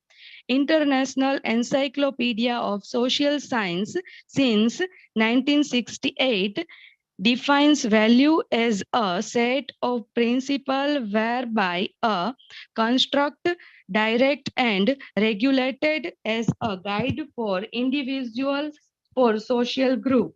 Value as definition defined by Good 1959 are any characteristics demand importance because of psychological, social, moral, and aesthetic consideration. The Indian doctrine of four Purushartha is a comprehensive theory of human values. The four Purushartha are Dharma, Artha, Kama, Moksha. Dharma, moral values such as duties, virtues, etc. Artha, wealth and political values. Karma, happiness and aesthetic joy. Moksha, liberation of to self-realization. Types of value: cultural value, moral value, personal value, spiritual value, and universal value. Cultural value likes truth, non-violence, possessiveness, self-defense, untouchability, equality for all religions, maintain cultural heritages. Moral values like cleanness, honesty, humanity, moral encourage justice, acceptance of other feelings, and frankness, moral behavior. Personal value, scientific point of view, individual respect, passion, self-discipline, control our sensory organs. Spiritual value, love for God, dedication to word God, described of nature and joy. Universal value, if it has same value or worth for all, almost all people. Need of value education in India. Today's education system has lost its luster and relevance because of the Western influences. It has succeeded in developing within us a hatred toward as one direction and culture and in making us look the Western way of life with respect and admiration. Our country today is in throes of moral and cultural crisis, and we can say that our education failed to create a decent society. There is a crisis of character, moral decay, and breakdown of traditional discipline. Quick acquisitions of position and wealth by whatever means, fair or foul, good and bad, has been the sole motive of the production of such a defective system of education. We can see the way organization crime, financial fraud, and terrorist violence are being headed by some of the best mind endowed with the best of educational and technical attainments. Look at the way even the members of the learned professions indulged in scandal and ethics way, making money, obligation, and social responsibility. Merit has been consistently ignored in academic setup. Today's education gives importance to the total mark merit position award. Such thing, the education system has changed into the examination system, and now it is become an information system, pushing back the value system that the earlier system used to emphasize. Ugly symptoms are seen everywhere. Students are obliged to rely on private tutors. They require to depend so much upon their memory that they have no change. Cultivate their imagination and thinking power. They resort to socially destructive and personally devastating way of coping with this stress, is evidenced by increased rate of the crime, alcohol king, drugs. Yes, ma'am. I request you to kindly conclude, ma'am. We are running short of time. It is a humble request, ma'am. Okay, ma'am.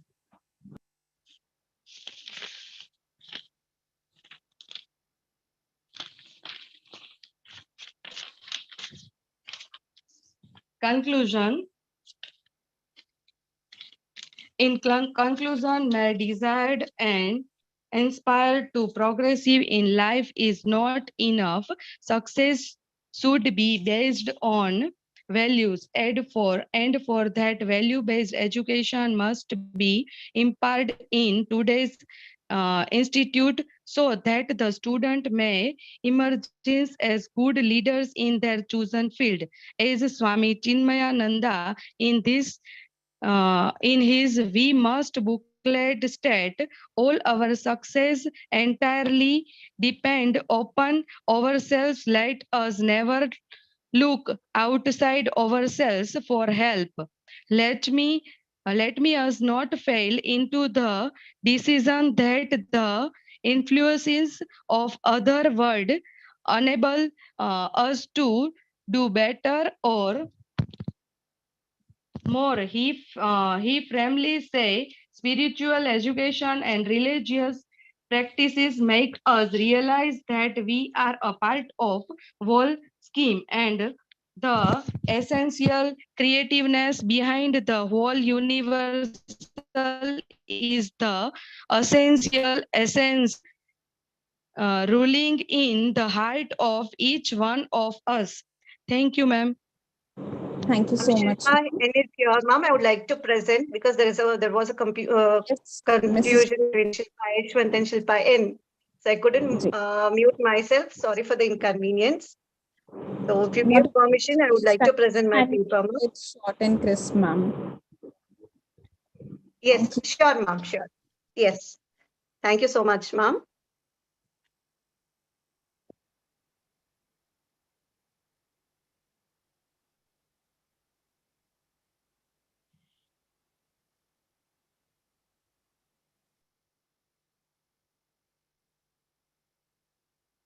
I'll make it short. I'm Shilpa, research scholar, Department of Education, Web University. The presentation is on utilization of social media to enhance learnability among secondary school students. As the technology is improving day by day, different platforms for internet users to search and share information according to their requirements arise. One such interesting and credible platform is social media. It creates a platform for educational institutions to link up with one another. We can say that it has become one of the effective mediums for interacting and exchanging information. Our platform enhances the education system by including new and possible teaching and learning process in teachers and students of the educational institutions. Social media creates an impact in the educational sector on the aspects like general knowledge, study habits, and mental health, especially when secondary school students are focused. To brief about the evolution of social media, the concept of social media arose much earlier than in the 20th century. It all began in the year 1844 on May 24th with a series of electronic dots and on a telegraphic machine by Samuel Morse. And gradually in 1969, it emerged with modern origin of today's internet, that is the social media point called ARPANET. And later on, in 1987, it came into being, which is direct pursuit to today's internet with Move, robust and nationwide digital network. Later, after a decade, 1997, the first true social media platforms was launched. And to begin with the social media platforms, the first social media platform was 6Degree, founded by Andrew in 1997. And this setup, users were able to set up profiles, connect with the family, friends, and text them. And the first were 1 million users for social networking. Later in the mid-90s, various search engines slowly started to emerge. And later in the 20th century, a rudimentary platform arose and attracted millions of users called Friendsters, launched in 2001. And gradually, after many years, social media platforms came into existence consecutively. And there are more than 100 social media platforms around the world. And following are some of the platforms where now the headquarters or the users, the performance, based on that, the social media platforms are used. So with my paper presentation about the learnability and the social media, I could briefly define learnability, which refers to the ability to acquire knowledge efficiently and effectively. And social media, I don't want to take time as you before it was discussed. And as though there are many social media platforms, for the present study, I have briefed to Facebook, YouTube, WhatsApp, Instagrams, etc., where average monthly social media usage, according to stats of 2023, is 4.9 billion globally, where they're not tied to a single platform use, but they at least use 6 to 7 platforms every month. So as of our knowledge, Facebook, there are 2.9 million users, YouTube, 2.5 million, WhatsApp, 2 million, and Instagram, 2 million. And the pros and cons of social media and youth, when we consider the 4 important aspects we can consider where they use for building up the connections, developing the identity, and learning and the emotions, where they always want to build up the connections with the family, friends, or the relations, which is followed by the threats, bullying, criticisms, and miscommunication also can take place. When it comes to developing identity, I request you to kindly conclude. Yeah, sure, ma'am. So then, yes, the major precautions to be taken for the use of social media in context to secondary students, like parental control, the government can take in promoting the third-party digitals, and digital literacy can take place. Platforms that recommend, amplify inappropriate can be prohibited, and certain features like autoplay and push alerts can be banned, and institutions can get access to proper assistance to projects. So in conclusion, however, the youth who are called the Generation Z, Gen Z, are always on the edge to come up with the creative ideas or thoughts that enhance their survival in the present competitive world, to prove themselves and to have their own identity. The social media platforms are their gateways to reach the enmities and acquire positions and prove their potential from different parts of the world. Though there were pros and cons in every aspect of life, it is up to the capability of the young ones to overcome the obstacles with the advice and guidance of the adults and getting influence in positive aspect in enhancing their confidence, creativity to make themselves to a better world. So in concluding thought, I would like to say, according to an author beautifully said, I believe the key is the help Youth can maximize these benefits while minimizing risk, and we can do this by educating youth about how to use social media in ways that are positive, safe, and productive. Thank you so much for the opportunity, and happy International Youth Day to everybody. Thank you so much. Thank you so much, ma'am. Thank you, ma'am. I'd like to congratulate and thank all the presenters for coming up with such beautiful thoughts on youth empowerment and the role of young minds in achieving sustainable, inclusive, and stable societies. I now invite Dr. Rajendra Uppal for his valuable comments and feedback.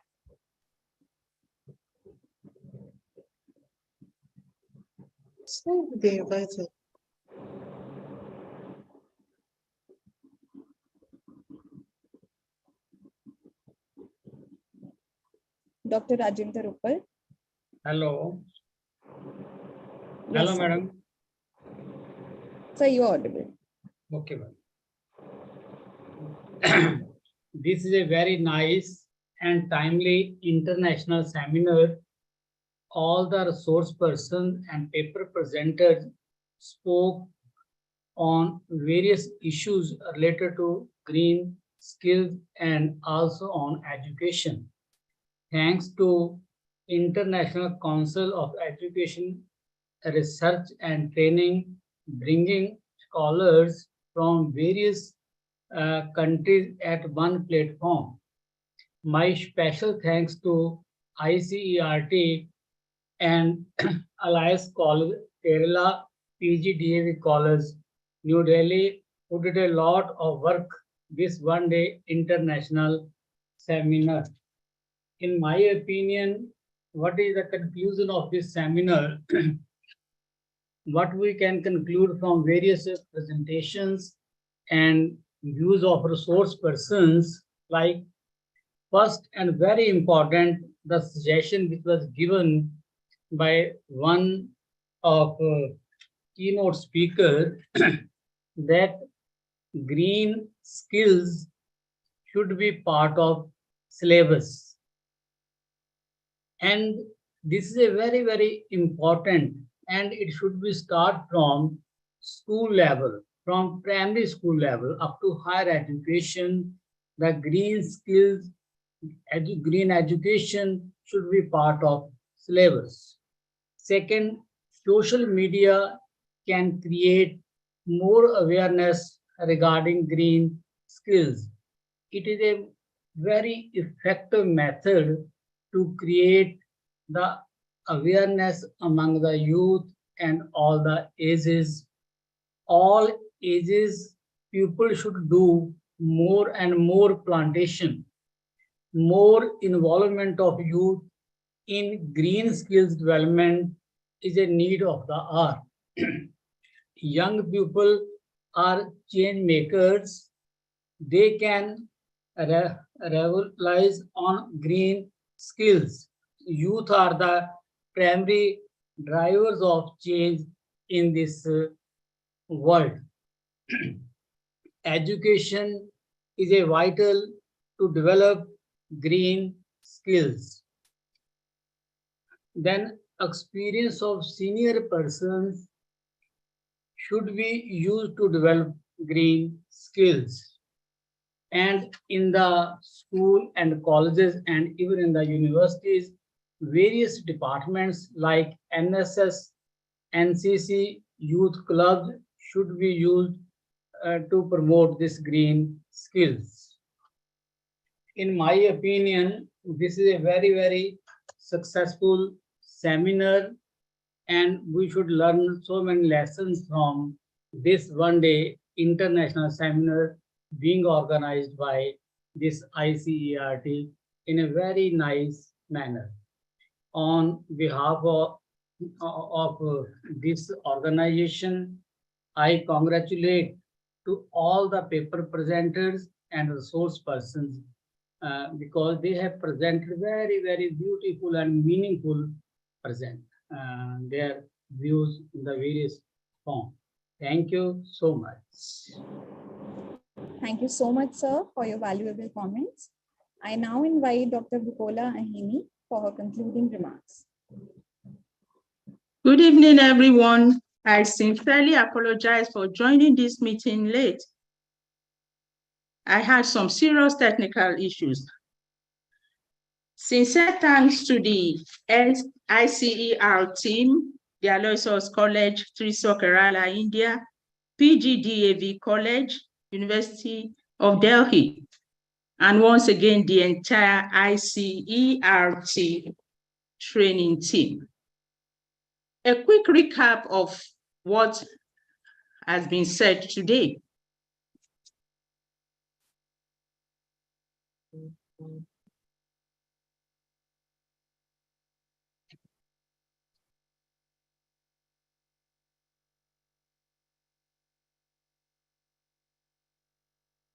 The meaning of green skills for youth towards a sustainable world. We need to learn green skills to sustain our world. And who best to learn these green skills? Our youth.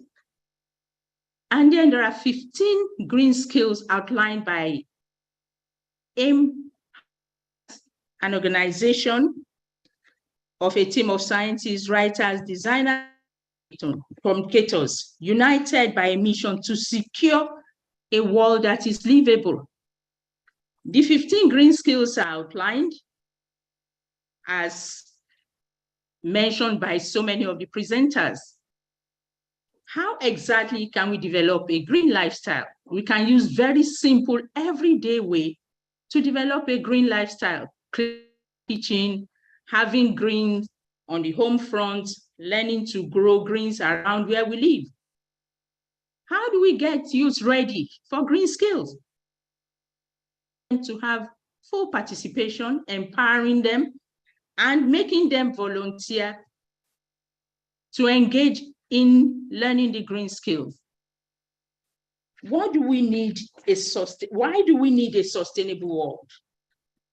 To maintain, to uphold, and to defend our world, to meet the needs of people and the needs of the future while sustaining the life-supporting the planet.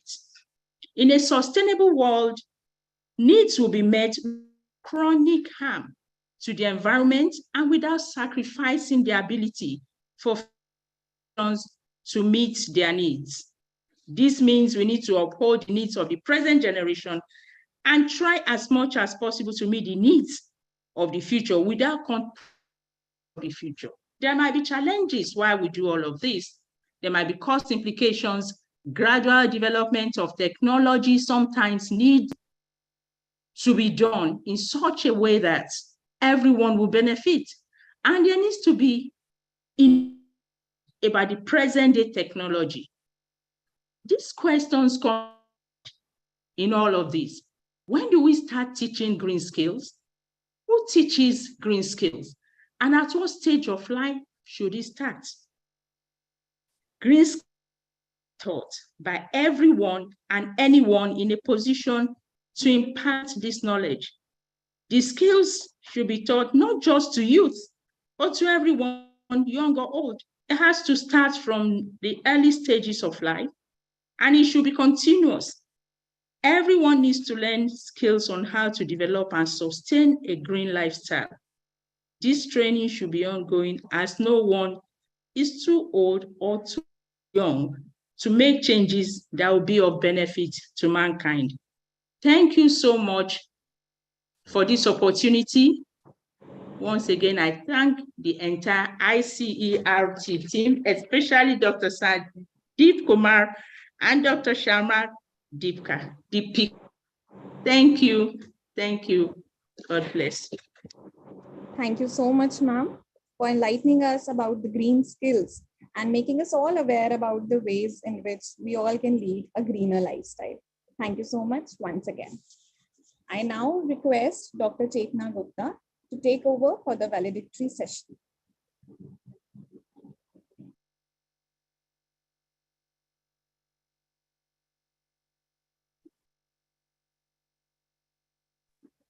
Dr. Chetna Gupta.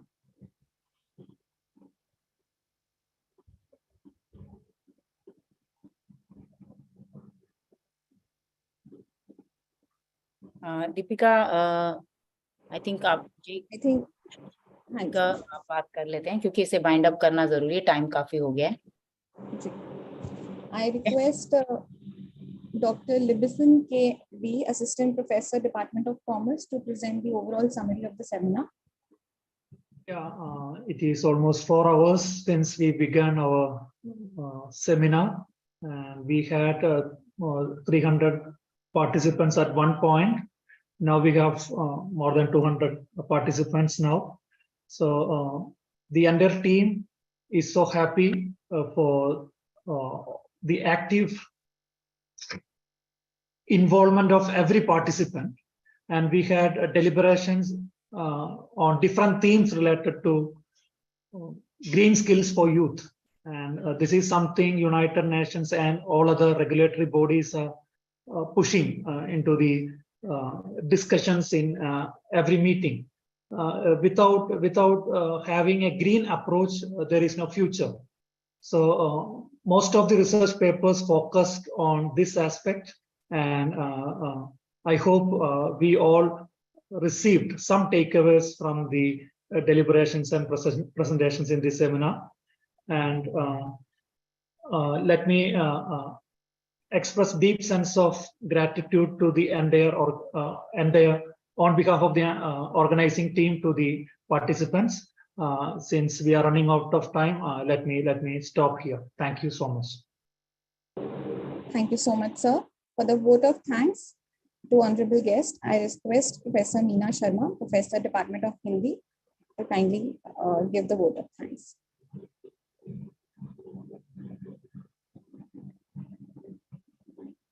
Thank you Deepika, thank you so much.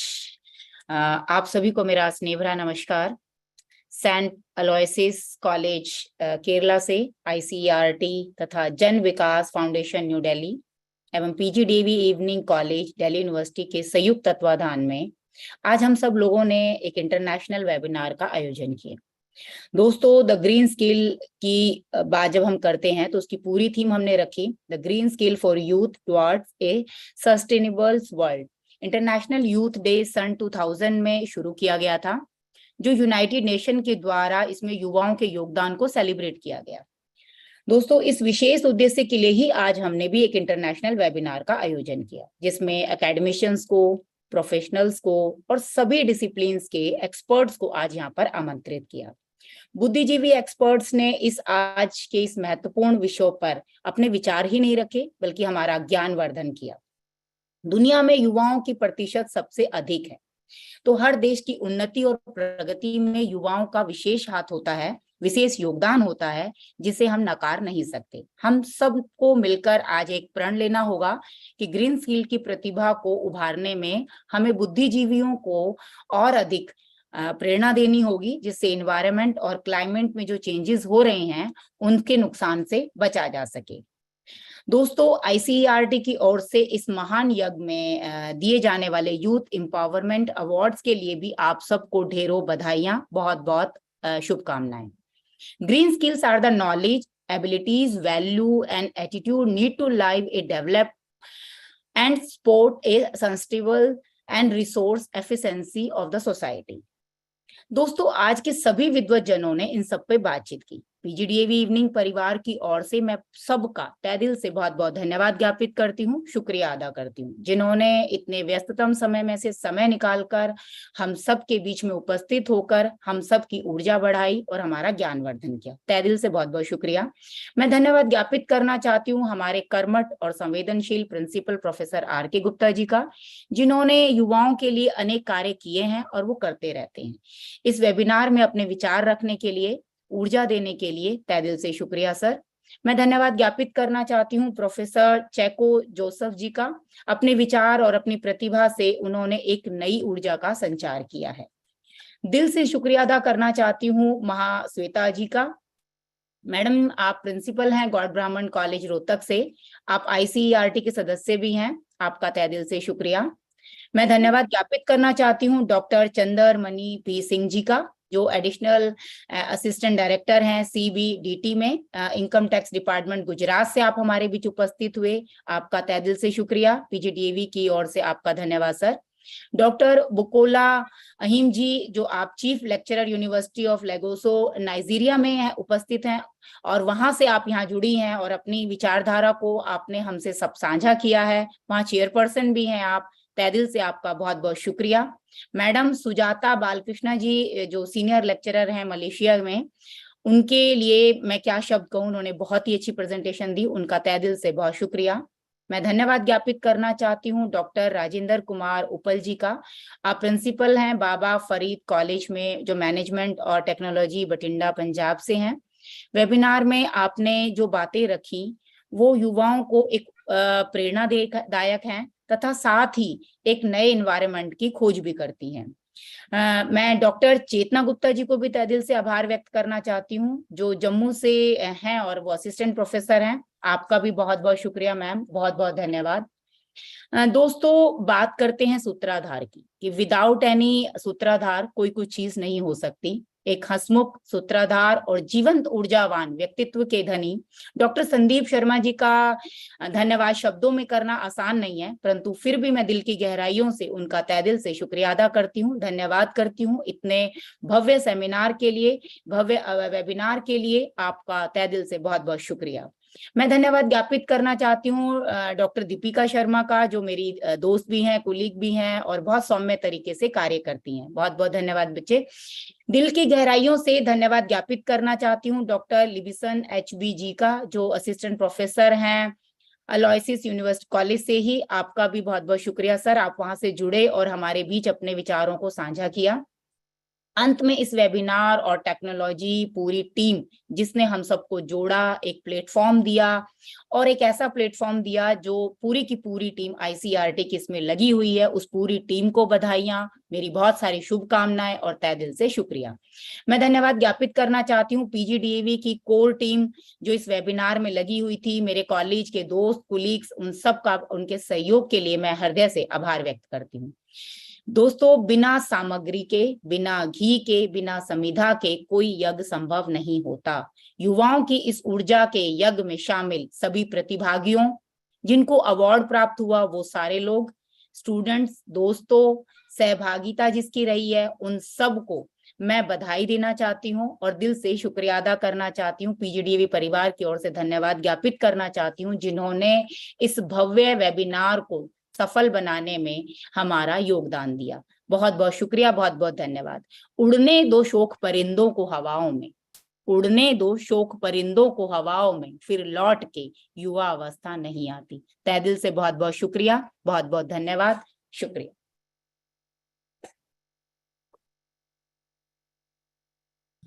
Thank you, Professor Meena Sharma, Professor Department. कोई रह गया हो तो उसके लिए मैं क्षमा चाहती हूँ, रह गए हैं उनको बहुत बहुत धन्यवाद। अच्छी तरह से आपने सबको सह दिल से थैंक यू प्रेजेंट कर दिया। Thank you ma'am. ठीक है, वो जो भी रह गए हैं उनसे मैं क्षमा चाहती हूँ और उनका तहे दिल से शुक्रिया और धन्यवाद। Thank you ma'am. जी, God bless you, thank you. आप सबको बड़ी शुभकामनाएं इतने भव्य वेबिनार के लिए। वेबिनार में 40 लोग से ज्यादा नहीं जुड़ते, इसके बावजूद 250 से ज्यादा लोग यहाँ उपस्थित थे। ये एक भव्यता का एक आपका पैमाना है, प्रतीक है। आप सबको बधाई, ICERT को बहुत बहुत बहुत बहुत बधाई। Thank you so much. Thank you ma'am. Over to the declaration of Youth Empowerment Award 2023. After this wonderful session of the international seminar, we would like to invite awardees in one-day international seminar on green skill for youth towards a sustainable world. There are certain nominees who have been nominated for the award. The first award goes to Professor Dr. Hardik Kumar, Professor and Head, Transferred Med College, Transferred. Sir, बड़ी बड़ी मुबारक, congratulations हमारी team और हमारी organising committee की तरफ से आपको Empowered with Youth Empowerment Award 2023 to Professor Dr. Hardik Kumar.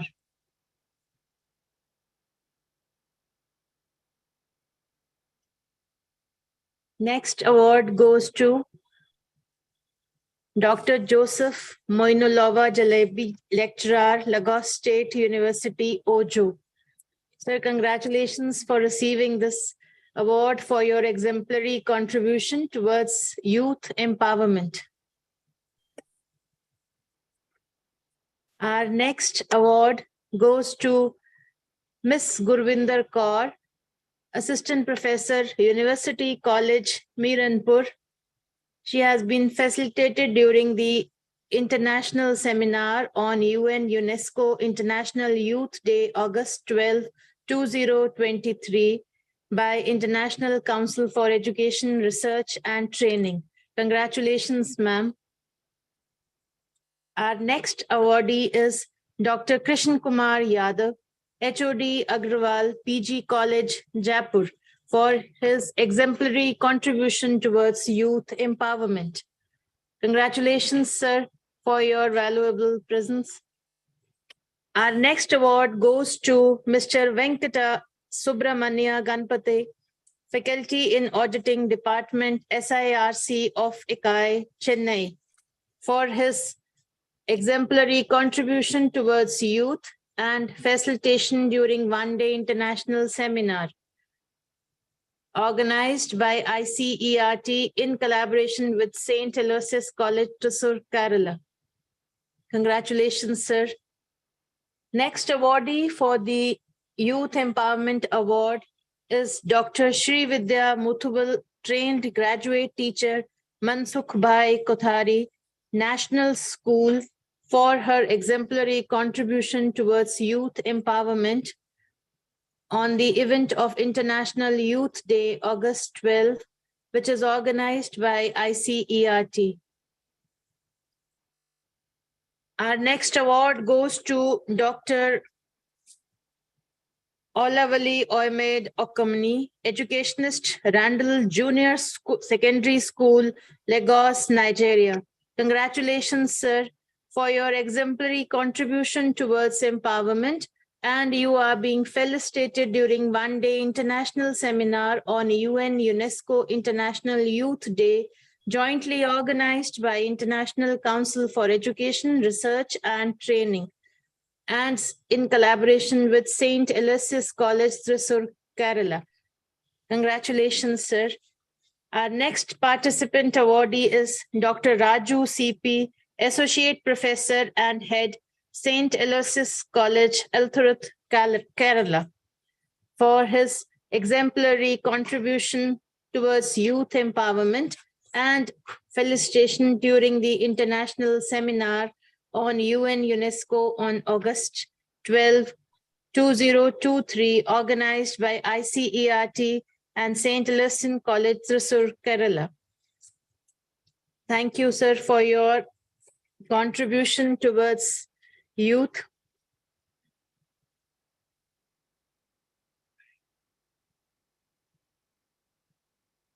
Now, as we have a paucity of time, with low impact of time, I would like to present vote of thanks.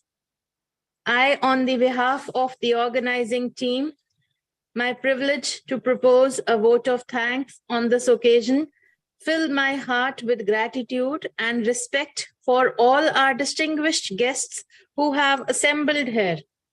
My sincere thanks to Dr. S.K. Singhmar, Chairman ICERT, for making the day and taking the opportunity to celebrate the birth anniversary of Swami Vivekananda as National Youth Day. My hearty thanks to Dr. Sandeep, General Secretary ICERT, for making the event a coordinated success and giving me the opportunity to be the part of this mega seminar on Youth Day 2023. My heart is filled with thanks to Dr. Mahashweta, Principal, Chief Patron, Gaur Brahman College of Education. Our sincere thanks to Professor Chako Jospi, Principal, St. Aloysius College, Elthurut, Thrissur, for making this event a success. Dr. R.K. Gupta, Principal, PGDAV College, University of Delhi. as our seminar patron and guest of honor. Heartiest thanks to Dr. Chandramani P. Singh, Additional Assistant Director, Central Board of Direct Taxes, Controller of Communications, Accounts, Income Tax Development, Gujarat. I would not fail to thank the keynote speakers, Professor Rajendra Kumar Uppal, Principal, Baba Farid College of Management and Technology, Bathinda, and Ms. Sujata Balakrishna Nellai, University Nellai, Malaysia, for their innovative skills. I would further like to pay my sincere gratitude to Dr. Bukola Ahmi, University of Lagos, Nigeria, for sparing her valuable time as seminar chairperson. Our sincere thanks to Professor Dr. Meena Sharma, PGDAV College, University of Delhi, for being the seminar convener. My special thanks goes to Ms. Deepika Sharma, PGDAV College, University of Delhi, Nehru Nagar, for carrying forward the technical sessions in a very coordinated manner, with special thanks to seminar coordinator, Dr. Libson KB, Department of Commerce, St. Aloysius College, Thrissur. I thank all the guest members, participants, and last but not the least, our audience from the core of my heart for making this event a grand success, where youth of today need a broader vision and deeper vision with ease, calmness, and equanimity. The duty of youth is to change, focusing on proper food, proper rest, and little attention to breath and few minutes of meditation for anxiety-free mind. I once again thank you all, one and all present here. Have a wonderful evening. Thank you all. Thank you, ma'am. Thank you. Welcome, ma'am. Welcome, Dr. Mahashweta, Principal. Thank you so much. Thank you, ma'am. Thank you. Thank you very much. Thank you very much, everybody. Thank you. Thank you very much. Sir, thank you so much, sir. Thank you so much. Namaskar, sir. Namaskar. Should we leave, sir? Yes, Thank sir. you so much. Thank you so much. Thank you all, and wish you all a very happy International Youth Day 2023. Same to you, ma'am. Same to you. Thank you.